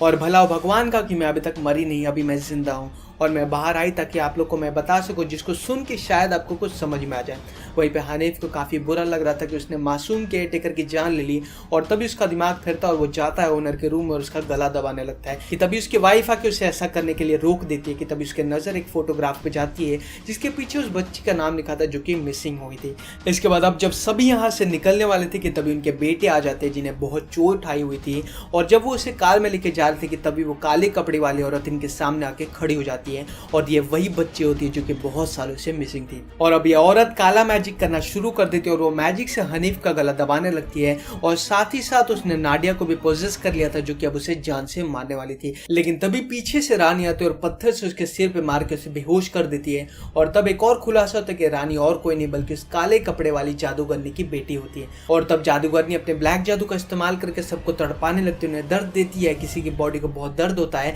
तो किसी की उंगलियां टूटने लगती है और तभी उस रूम में आ जाते हैं जहाँ पर इस केयरटेकर को दफनाया गया था। और यहाँ पर बहुत सारे कैंडल जलाए हुए थे। इसका मतलब ये था कि वो काली जादूगरनी कोई रिचुअल्स परफॉर्म करने वाली थी। लेकिन तब हनीफ की वाइफ उस जादूगरनी से पूछती कि आखिर तुम ये सब क्यों कर रही हो, मैं समझ सकती हूँ कि तुम उसको दर्द दे रही हो जिसने केयरटेकर को मारा, लेकिन तुम मेरे बच्चों को तकलीफ क्यों दे रही हो। तब जादूगरनी कहती कि ये जो मैंने किया सही किया, अगर वो यहाँ पे रहते तो उनके साथ भी गलत होता, इससे अच्छा तो मैं इन्हें मार ही दूं। जिसके बाद वो जादूगरनी हनीफ की वाइफ को कहती कि तुम्हारा पति भी इन सब में शामिल है और अगर तुम इसे मार दोगी तो मैं तुम्हें और तुम्हारे बच्चों को छोड़ दूंगी। लेकिन हनीफ की वाइफ ऐसा नहीं करना चाहती थी, लेकिन वो चाकू उसके गले पे रखती है कि तभी हनीफ का छोटा बेटा वो जादूगरनी को चाकू मार देता है। जिसके बाद हनीफ की वाइफ उसी चाकू से जादूगरनी का गला काट देती है जिससे कि जादूगरनी का गर्दन उसके बॉडी से अलग हो जाता है। लेकिन जादूगरनी तो भाई स्वैग वाली निकली, वो अपना सर उठा के वापस से अपने बॉडी में जोड़ लेती है और अब वो सभी को मारने का डिसाइड करते हैं। लेकिन तभी हनीफ की वाइफ रिचुअल्स वाले कैंडल को उस जादूगरनी पे फेंक देती जिसमें कि बहुत पावर्स थे और उससे ही वो जादूगरनी मर सकती थी। जिसके बाद वो उस कैंडल से जल के मर जाती है और जितने भी पोजेस्ड लोग होते हैं वो सभी ठीक हो जाते हैं। जिसके बाद अब सभी ऑर्फनेज से निकलने का तैयारी करते हैं, लेकिन वो उस ओनर का नहीं बचा पाते क्योंकि उसके पाप का घड़ा भर चुका था जिससे कि उसकी भी उसी जगह पे मौत हो जाती है। और इस घटना को हुए कुछ दिन बीत जाते हैं। हनीफ की वाइफ अपने बच्चों को स्कूल में लेने के लिए आती है, लेकिन तभी उसके कार के मिरर में वो काली औरत उसे दिखाई देती है जिसको देख के वो काफी ज्यादा डर जाती है। और इसी कंफ्यूजन के साथ में इस मूवी का दी एंड हो जाता है कि क्या वो जादूगरनी वापस आ गई है। तो मूवी की शुरुआत में हम एक कपल को देखते हैं जिसमें 3 बच्चे भी होते हैं और वो सभी कहीं पर जा रहे होते हैं। जिसके बाद हमें पता चलता है कि हनीफ एक ऑर्फन था और उसने अपना पूरा बचपन ऑर्फनेज में ही गुजारा था, जिसके कुछ सालों बाद ही उसे किसी ने अडॉप्ट कर लिया था। लेकिन अब उसका ऑर्फनेज का ओनर अब बहुत ज़्यादा बीमार हो गया था, इसीलिए ये फैमिली उस ऑर्फनेज में जा रही थी उस ओनर से मिलने के लिए। और जब हनीफ कार चला रहा था कि तभी उसे ऐसा लगता है कि उसकी कार किसी चीज़ से टकराई और जब वो गाड़ी से उतर के देखते हो तो उन्हें एक मरा हुआ हिरन मिलता है, जिसको देख के उन्हें काफ़ी ज़्यादा दुख होता है और तब वो वहां से निकल जाते हैं। जिसके बाद हमें ये दिखाया जाता है कि रोड के साइड पर एक बच्ची पड़ी हुई थी और उसे बहुत ही ज्यादा चोट आई हुई थी और शायद से वो बेहोश थी। जिसके बाद हम उस ऑर्फनेज में आ जाते हैं जहाँ पर हनीफ मिलता है अपने बचपन के दोस्तों से जिनके साथ वो बड़ा हुआ था और वो भी ऑर्फनेज में ओनर से मिलने के लिए आए थे क्योंकि उनको भी ओनर की तबीयत के बारे में पता चला था और वो एक दूसरे से मिलकर बहुत ही ज्यादा खुश होते हैं। जिसके बाद हनीफ को पता चलता है कि इस ऑर्फनेज में सिर्फ 2 बच्चे थे जिनको किसी ने अडॉप्ट नहीं किया था और वो दोनों यहीं पर बड़े हुए थे और वो अब काफी ज्यादा बड़े हो चुके हैं।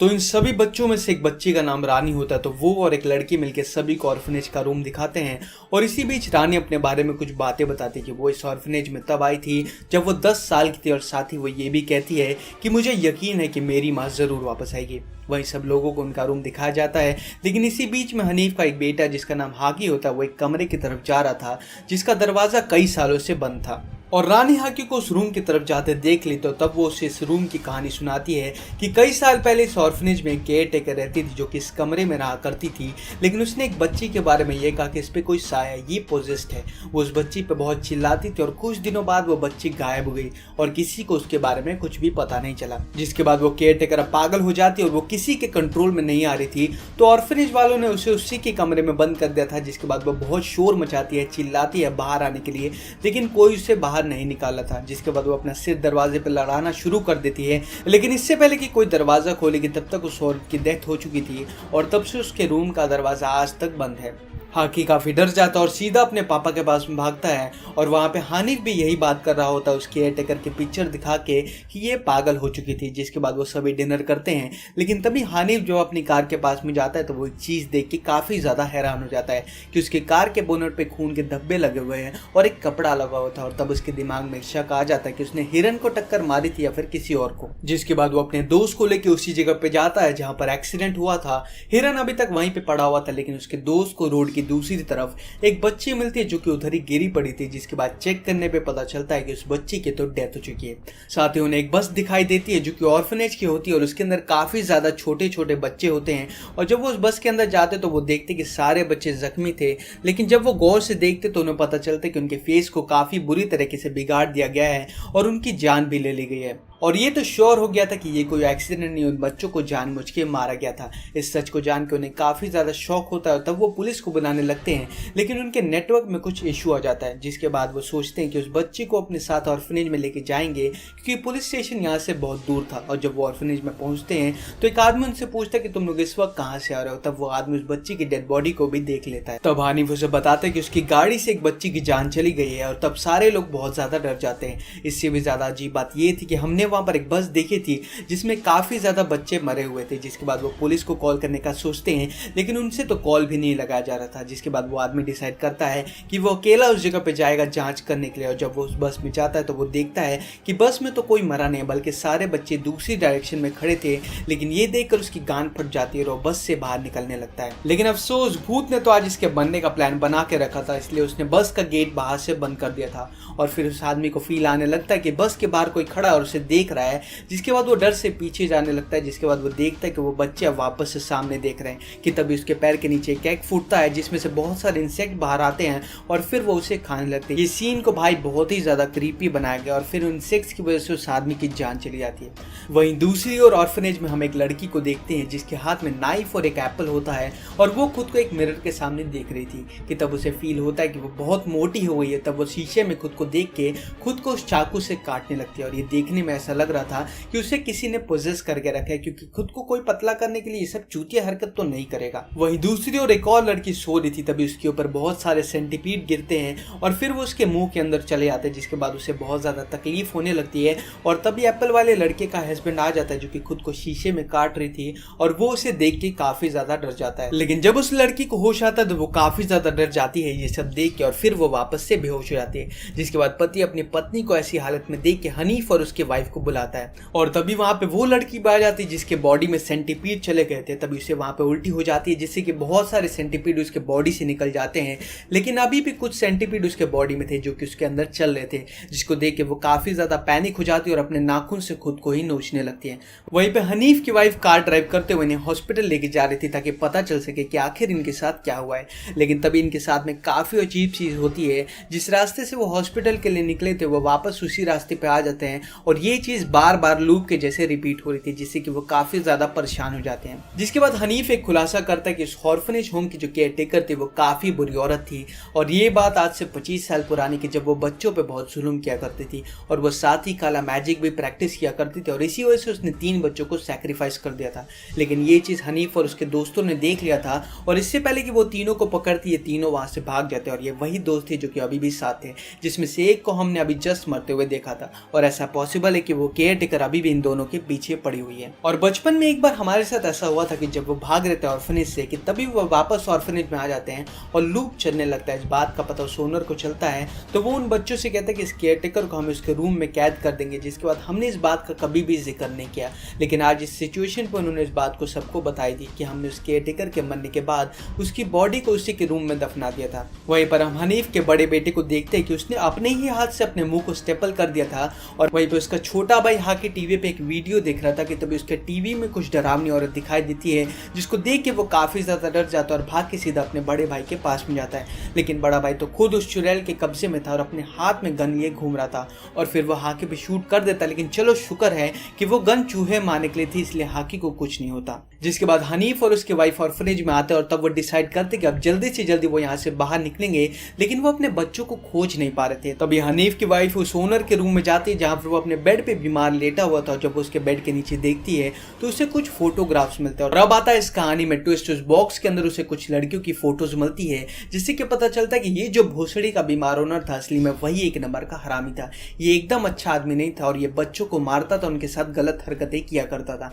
और जिस केयर टेकर को हम इतनी देर से गलत समझते आ रहे थे, असल में वही बहुत बेईमानुस थी। वो उन बच्चों को ओनर से बचाना चाहती थी, लेकिन ये ओनर नहीं चाहता था उसका पोल खुले, इसलिए उसने झूठी कहानी बनाई जिसमें उसने सारा दोष उस केयर टेकर को दे दिया और उसे पोजेस बनाकर उसे उसके रूम में ही मरवा दिया। और अब एक सवाल उठता है कि अगर ओनर हरामी था तो आखिर ये सब कर कौन रहा है, क्योंकि ओनर तो बीमार पड़ा है। जिसके बाद वो शक की नजर से देखते हैं रानी को कि क्या पता ओनर ने उसे अब्यूज किया और जिसका बदला लेने के लिए वो सब कर रही है। जिसके बाद रानी वहां पे आते और कहती कि नहीं, ये सारी चीजें वही केयर टेकर कर रही है, जिसे कि बहुत बुरे तरीके से मार दिया गया था। जिसके बाद रूम से वो बच्ची बाहर निकल के आती जो कि हनीफ के कार से टकराई थी और हमें अब तक लग रहा था कि वो मर गए, लेकिन ये तो जिंदा है। और तब वो बताते कि जब ये लोग पिकनिक के लिए जा रहे थे कि तभी उस बस में काले कपड़ों में एक औरत आती है और काले मैजिक के स्पेल्स पढ़ने लगती है, जिससे कि सबका माथा फिर जाता है और सब इधर उधर अपना सिर टक्कर मारने लगते हैं। लेकिन इस बच्ची ने हेडफोन लगा रखा था तो उसको स्पेल्स सुनाई नहीं दे, जिससे कि स्पेल्स के मैजिक का असर नहीं हुआ। तो वहां से वो भागने लगी, लेकिन हनीफ चाचा ने गाड़ी से उसे लम्बलेट कर दिया।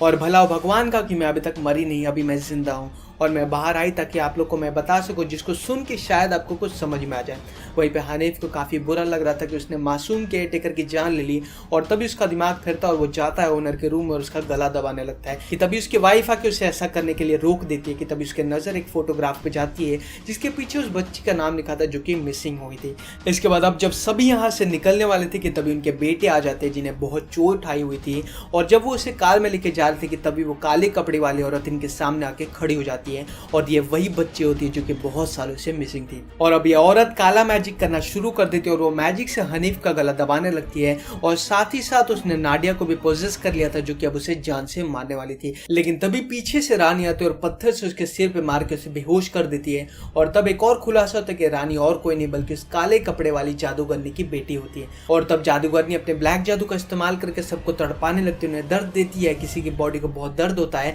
तो किसी की उंगलियां टूटने लगती है और तभी उस रूम में आ जाते हैं जहाँ पर केयर टेकर को दफनाया गया था और यहाँ पर बहुत सारे कैंडल जलाए हुए थे। इसका मतलब ये था कि वो काली जादूगरनी कोई रिचुअल्स परफॉर्म करने वाली थी। लेकिन तब हनीफ की वाइफ उस जादूगरनी से पूछती कि आखिर तुम ये सब क्यों कर रही हो, मैं समझ सकती हूँ कि तुम उसको दर्द दे रही हो जिसने केयर टेकर को मारा, लेकिन तुम मेरे बच्चों को तकलीफ क्यों दे रही हो। तब जादूगरनी कहती कि ये जो मैंने किया सही किया, अगर वो यहाँ पे रहते तो उनके साथ भी गलत होता, इससे अच्छा तो मैं इन्हें मार ही दूं। जिसके बाद वो जादूगरनी हनीफ की वाइफ को कहती कि तुम्हारा पति भी इन सब में शामिल है और अगर तुम इसे मार दोगी तो मैं तुम्हें और तुम्हारे बच्चों को छोड़ दूंगी। लेकिन हनीफ की वाइफ ऐसा नहीं करना चाहती थी, लेकिन वो चाकू उसके गले पे रखती है कि तभी हनीफ का छोटा बेटा वो जादूगरनी को चाकू मार देता है। जिसके बाद हनीफ की वाइफ उसी चाकू से जादूगरनी का गला काट देती है, जिससे कि जादूगरनी का गर्दन उसके बॉडी से अलग हो जाता है। लेकिन जादूगरनी तो भाई स्वैग वाली निकली, वो अपना सर उठा के वापस से अपने बॉडी में जोड़ लेती है और अब वो सभी को मारने का डिसाइड करते हैं। लेकिन तभी हनीफ की वाइफ उन रिचुअल्स वाले कैंडल को उस जादूगरनी पे फेंक देती जिसमें कि बहुत पावर्स थे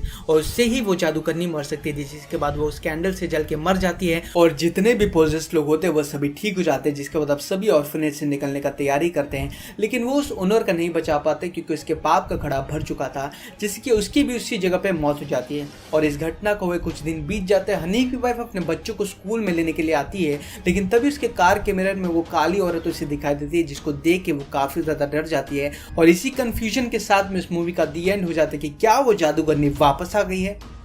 तो मूवी की शुरुआत में हम एक कपल को देखते हैं जिसमें 3 बच्चे भी होते हैं और वो सभी कहीं पर जा रहे होते हैं, जिसके बाद हमें पता चलता है कि हनीफ एक ऑर्फन था और उसने अपना पूरा बचपन ऑर्फनेज में ही गुजारा था, जिसके कुछ सालों बाद ही उसे किसी ने अडॉप्ट कर लिया था। लेकिन अब उसका ऑर्फनेज का ओनर अब बहुत ज़्यादा बीमार हो गया था, इसीलिए ये फैमिली उस ऑर्फनेज में जा रही थी उस ओनर से मिलने के लिए। और जब हनीफ कार चला रहा था कि तभी उसे ऐसा लगता है कि उसकी कार किसी चीज़ से टकराई, और जब वो गाड़ी से उतर के देखते हो तो उन्हें एक मरा हुआ हिरन मिलता है, जिसको देख के उन्हें काफ़ी ज़्यादा दुख होता है और तब वो वहाँ से निकल जाते हैं। जिसके बाद हमें ये दिखाया जाता है कि रोड के साइड पर एक बच्ची पड़ी हुई थी और उसे बहुत ही ज़्यादा चोट आई हुई थी और शायद से वो बेहोश थी। जिसके बाद हम उस ऑर्फनेज में आ जाते हैं जहाँ पर हनीफ मिलता है अपने बचपन के दोस्तों से, जिनके साथ वो बड़ा हुआ था और वो भी ऑर्फनेज में ओनर से मिलने के लिए आए थे, क्योंकि उनको भी ओनर की तबीयत के बारे में पता चलता और वो एक दूसरे से मिलकर बहुत ही ज़्यादा खुश होते हैं। जिसके बाद हनीफ को पता चलता है कि इस ऑर्फनेज में सिर्फ 2 बच्चे थे जिनको किसी ने अडॉप्ट नहीं किया था और वो दोनों यहीं पर बड़े हुए थे और वो अब काफ़ी ज़्यादा बड़े हो चुके हैं।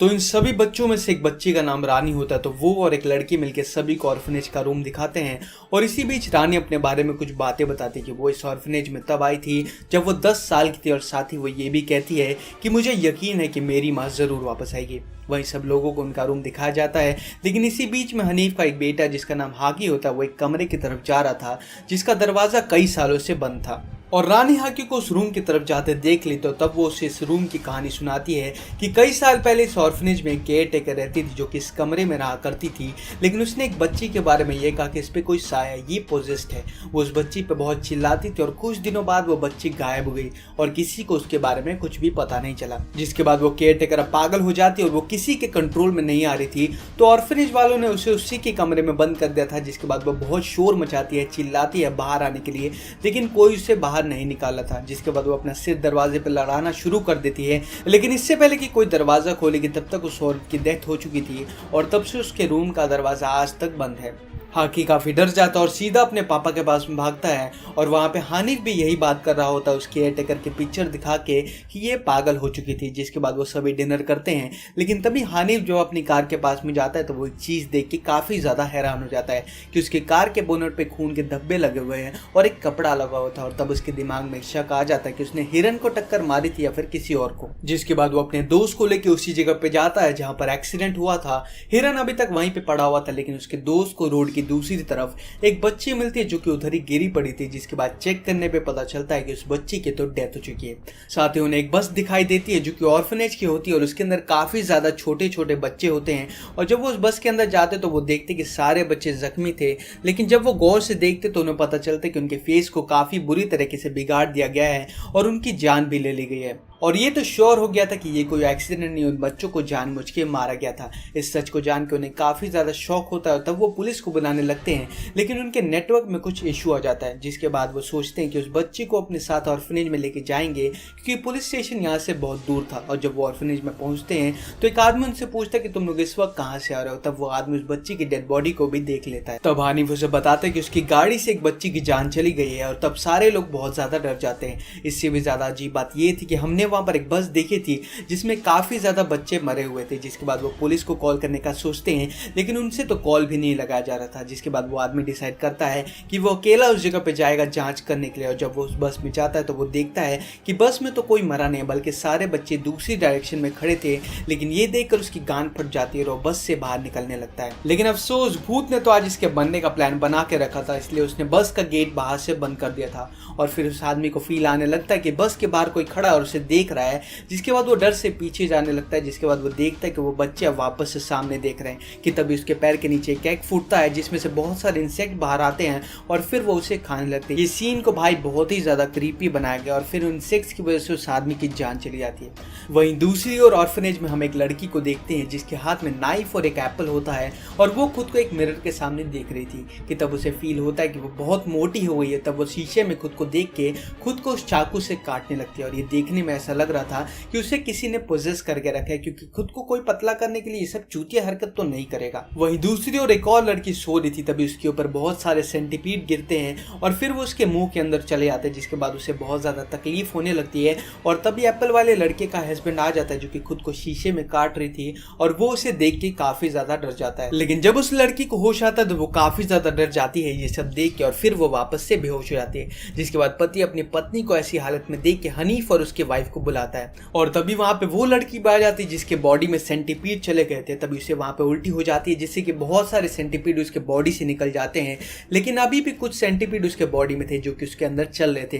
जिसको देख के वो काफी ज्यादा पैनिक हो जाती है और अपने नाखून से खुद को ही नोचने लगती है। वहीं पे हनीफ की वाइफ कार ड्राइव करते हुए इन्हें हॉस्पिटल लेके जा रही थी ताकि पता चल सके कि आखिर इनके साथ क्या हुआ है, लेकिन तभी इनके साथ में काफी अजीब चीज होती है। जिस रास्ते से वो हॉस्पिटल के लिए निकले थे वो वापस उसी रास्ते पे आ जाते हैं और ये चीज बार बार लूप के जैसे रिपीट हो रही थी, जिससे कि वो काफी ज्यादा परेशान हो जाते हैं। जिसके बाद हनीफ एक खुलासा करता है कि इस ऑर्फनेज होम की जो केयर टेकर थी वो काफी बुरी औरत थी और ये बात आज से 25 साल पुरानी की, जब वो बच्चों पे बहुत जुल्म किया करती थी और वो साथ ही काला मैजिक भी प्रैक्टिस किया करती थी और इसी वजह से उसने 3 बच्चों को सैक्रिफाइस कर दिया था। लेकिन ये चीज हनीफ और उसके दोस्तों ने देख लिया था और इससे पहले कि वो तीनों को पकड़ती ये तीनों वहां से भाग जाते और ये वही दोस्त थे जो कि अभी भी साथ थे, जिसमें से एक को हमने अभी जस्ट मरते हुए देखा था और ऐसा पॉसिबल है कि वो केयर टेकर अभी भी इन दोनों के पीछे पड़ी हुई है। और बचपन में एक बार हमारे साथ ऐसा हुआ था कि जब वो भाग रहे थे ऑर्फनेज से कि तभी वो वापस ऑर्फनेज में आ जाते हैं और लूप चलने लगता है। इस बात का पता उस ओनर को चलता है तो वो उन बच्चों से कहता है कि इस केयर टेकर को हम उसके रूम में कैद कर देंगे, जिसके बाद हमने इस बात का कभी भी जिक्र नहीं किया।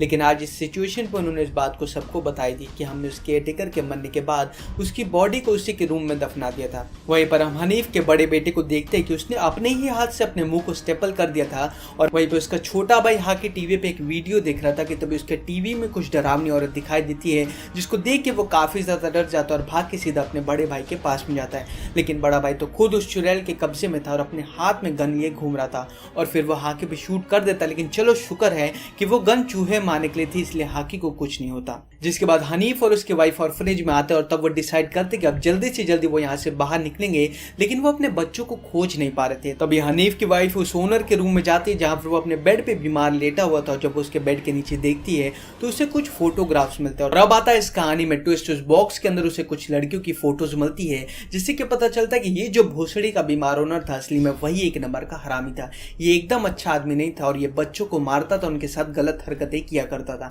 और जिस केयर टेकर को हम इतनी देर से गलत समझते आ रहे थे, असल में वही बहुत देई मानुस थी। वो उन बच्चों को ओनर से बचाना चाहती थी, लेकिन ये ओनर नहीं चाहता था उसका पोल खुले, इसलिए उसने झूठी कहानी बनाई जिसमें उसने सारा दोष उस केयर टेकर को दे दिया और उसे पोजेस बनाकर उसे उसके रूम में ही मरवा दिया। और अब एक सवाल उठता है कि अगर ओनर हरामी था तो आखिर ये सब कर कौन रहा है, क्योंकि ओनर तो बीमार पड़ा है। जिसके बाद वो शक की नजर से देखते हैं रानी को कि क्या पता ओनर ने उसे अब्यूज किया और जिसका बदला लेने के लिए वो सब कर रही है। जिसके बाद रानी वहां पे आते और कहती कि नहीं, ये सारी चीजें वही केयर टेकर कर रही है, जिसे कि बहुत बुरे तरीके से मार दिया गया था। जिसके बाद रूम से वो बच्ची बाहर निकल के आती जो कि हनीफ के कार से टकराई थी और हमें अब तक लग रहा था कि वो मर गए, लेकिन ये तो जिंदा है। और तब वो बताते कि जब ये लोग पिकनिक के लिए जा रहे थे कि तभी उस बस में काले कपड़ों में एक औरत आती है और काले मैजिक के स्पेल्स पढ़ने लगती है, जिससे कि सबका माथा फिर जाता है और सब इधर उधर अपना सिर टक्कर मारने लगते हैं। लेकिन इस बच्ची ने हेडफोन लगा रखा था तो उसको स्पेल्स सुनाई नहीं दे, जिससे कि स्पेल्स के मैजिक का असर नहीं हुआ तो वहां से वो भागने लगी। लेकिन हनीफ चाचा ने गाड़ी से उसे लम्बलेट कर दिया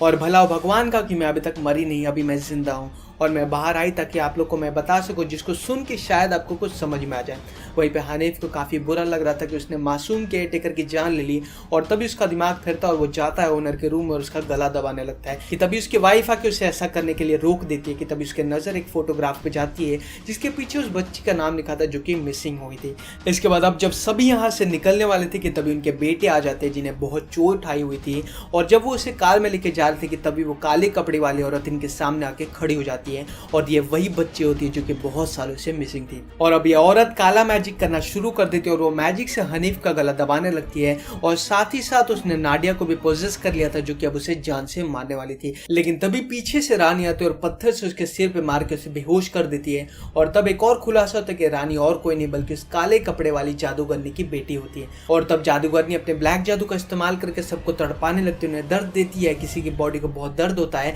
तो किसी की उंगलियां टूटने लगती है और तभी उस रूम में आ जाते हैं जहाँ पर उस केयर टेकर को दफनाया गया था और यहाँ पर बहुत सारे कैंडल जलाए हुए थे। इसका मतलब ये था कि वो काली जादूगरनी कोई रिचुअल्स परफॉर्म करने वाली थी। लेकिन तब हनीफ की वाइफ उस जादूगरनी से पूछती कि आखिर तुम ये सब क्यों कर रही हो, मैं समझ सकती हूँ कि तुम उसको दर्द दे रही हो जिसने केयर टेकर को मारा, लेकिन तुम मेरे बच्चों को तकलीफ क्यों दे रही हो। तब जादूगरनी कहती कि ये जो मैंने किया सही किया, अगर वो यहाँ पे रहते तो उनके साथ भी गलत होता, इससे अच्छा तो मैं इन्हें मार ही दूं। जिसके बाद वो जादूगरनी हनीफ की वाइफ को कहती कि तुम्हारा पति भी इन सब में शामिल है और अगर तुम इसे मार दोगी तो मैं तुम्हें और तुम्हारे बच्चों को छोड़ दूंगी। लेकिन हनीफ की वाइफ ऐसा नहीं करना चाहती थी, लेकिन वो चाकू उसके गले पे रखती है कि तभी हनीफ का छोटा बेटा वो जादूगरनी को चाकू मार देता है, जिसके बाद हनीफ की वाइफ उसी चाकू से जादूगरनी का गला काट देती है, जिससे कि जादूगरनी का गर्दन उसके बॉडी से अलग हो जाता है। लेकिन जादूगरनी तो भाई स्वैग वाली निकली, वो अपना सर उठा के वापस से अपने बॉडी में जोड़ लेती है और अब वो सभी को मारने का डिसाइड करते हैं। लेकिन तभी हनीफ की वाइफ रिचुअल्स वाले कैंडल को उस जादूगरनी पे फेंक देती, जिसमें कि बहुत पावर्स थे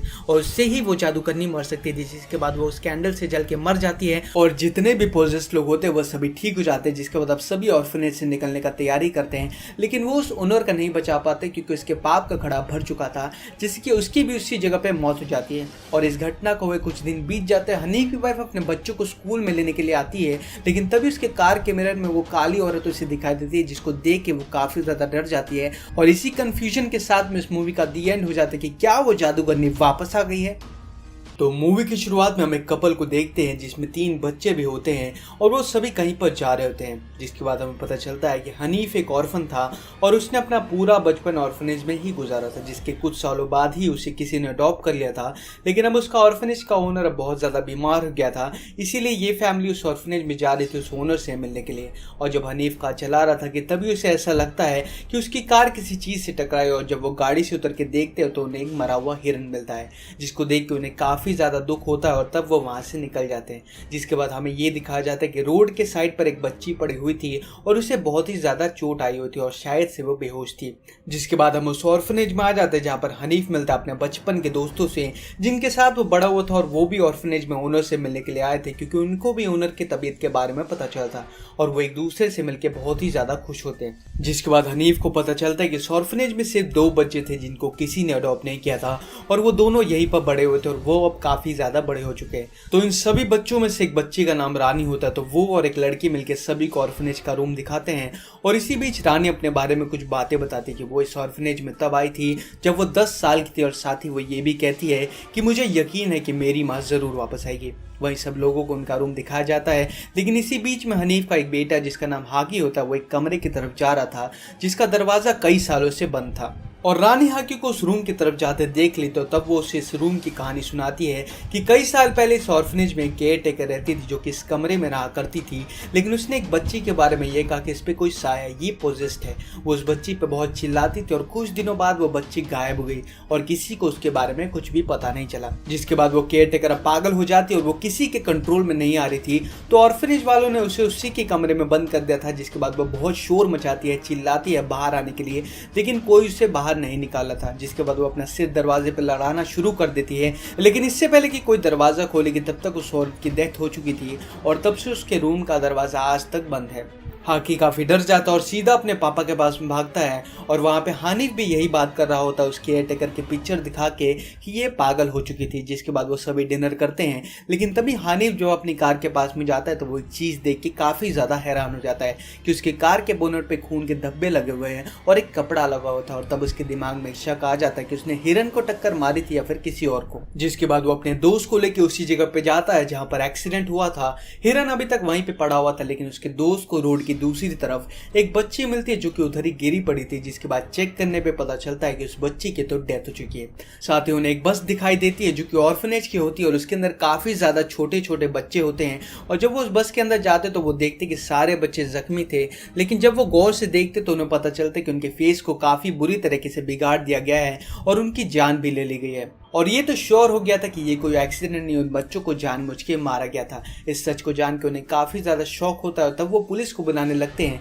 लेकिन उनके नेटवर्क में कुछ इशू आ जाता है। जिसके बाद वो सोचते हैं कि उस बच्ची को अपने साथ ऑर्फनेज में लेके जाएंगे क्योंकि पुलिस स्टेशन यहाँ से बहुत दूर था। और जब वो ऑर्फनेज में पहुँचते हैं तो एक आदमी उनसे पूछता है कि तुम लोग इस वक्त कहाँ से आ रहे हो। तब वो आदमी उस बच्ची की डेड बॉडी को भी देख लेता है। तब हानिफ उसे बताता है कि उसकी गाड़ी से एक बच्ची की जान चली गई है और तब सारे लोग बहुत ज़्यादा डर जाते हैं। इससे भी ज़्यादा अजीब बात ये थी कि हमने वहाँ पर एक बस देखी थी जिसमें काफी ज्यादा बच्चे मरे हुए थे। जिसके बाद वो पुलिस को कॉल करने का सोचते हैं, लेकिन उनसे तो कॉल भी नहीं लगाया जा रहा था। जिसके बाद वो आदमी डिसाइड करता है कि वो अकेला उस जगह पे जाएगा जांच करने के लिए। और जब वो उस बस में जाता है तो वो देखता है कि बस में तो कोई मरा नहीं, बल्कि सारे बच्चे दूसरी डायरेक्शन में खड़े थे। लेकिन ये देखकर उसकी गांड फट जाती है और वो बस से बाहर निकलने लगता है। लेकिन अफसोस भूत ने तो आज इसके बनने का प्लान बना के रखा था, इसलिए उसने बस का गेट बाहर से बंद कर दिया था। और फिर उस आदमी को फील आने लगता है कि बस के बाहर कोई खड़ा और उसे देख देख रहा है, जिसके बाद वो डर से पीछे जाने लगता है। जिसके बाद वो देखता है कि वो बच्चे अब वापस से सामने देख रहे हैं कि तभी उसके पैर के नीचे एक एग फूटता है जिसमें से बहुत सारे इंसेक्ट बाहर आते हैं और फिर वो उसे खाने लगते हैं। ये सीन को भाई बहुत ही ज्यादा क्रीपी बनाया गया और फिर उन इंसेक्ट्स की वजह से उस आदमी की जान चली जाती है। वहीं दूसरी ओर ऑर्फनेज में हम एक लड़की को देखते हैं जिसके हाथ में नाइफ और एक एप्पल होता है और वो खुद को एक मिरर के सामने देख रही थी कि तब उसे फील होता है कि वो बहुत मोटी हो गई है। तब वो शीशे में खुद को देख के खुद को उस चाकू से काटने लगती है और ये देखने में ऐसा लग रहा था कि उसे किसी ने पोजेस करके रखा है, क्योंकि खुद को कोई पतला करने के लिए ये सब चूतिया हरकत तो नहीं करेगा। वहीं दूसरी ओर एक और लड़की सो रही थी, तभी उसके ऊपर बहुत सारे सेंटीपीड गिरते हैं और फिर वो उसके मुंह के अंदर चले जाते हैं, जिसके बाद उसे बहुत ज्यादा तकलीफ होने लगती है। और तभी एप्पल वाले लड़के का हस्बैंड आ जाता है जो कि खुद को शीशे में काट रही थी और वो उसे देख के काफी ज्यादा डर जाता है। लेकिन जब उस लड़की को होश आता है तो वो काफी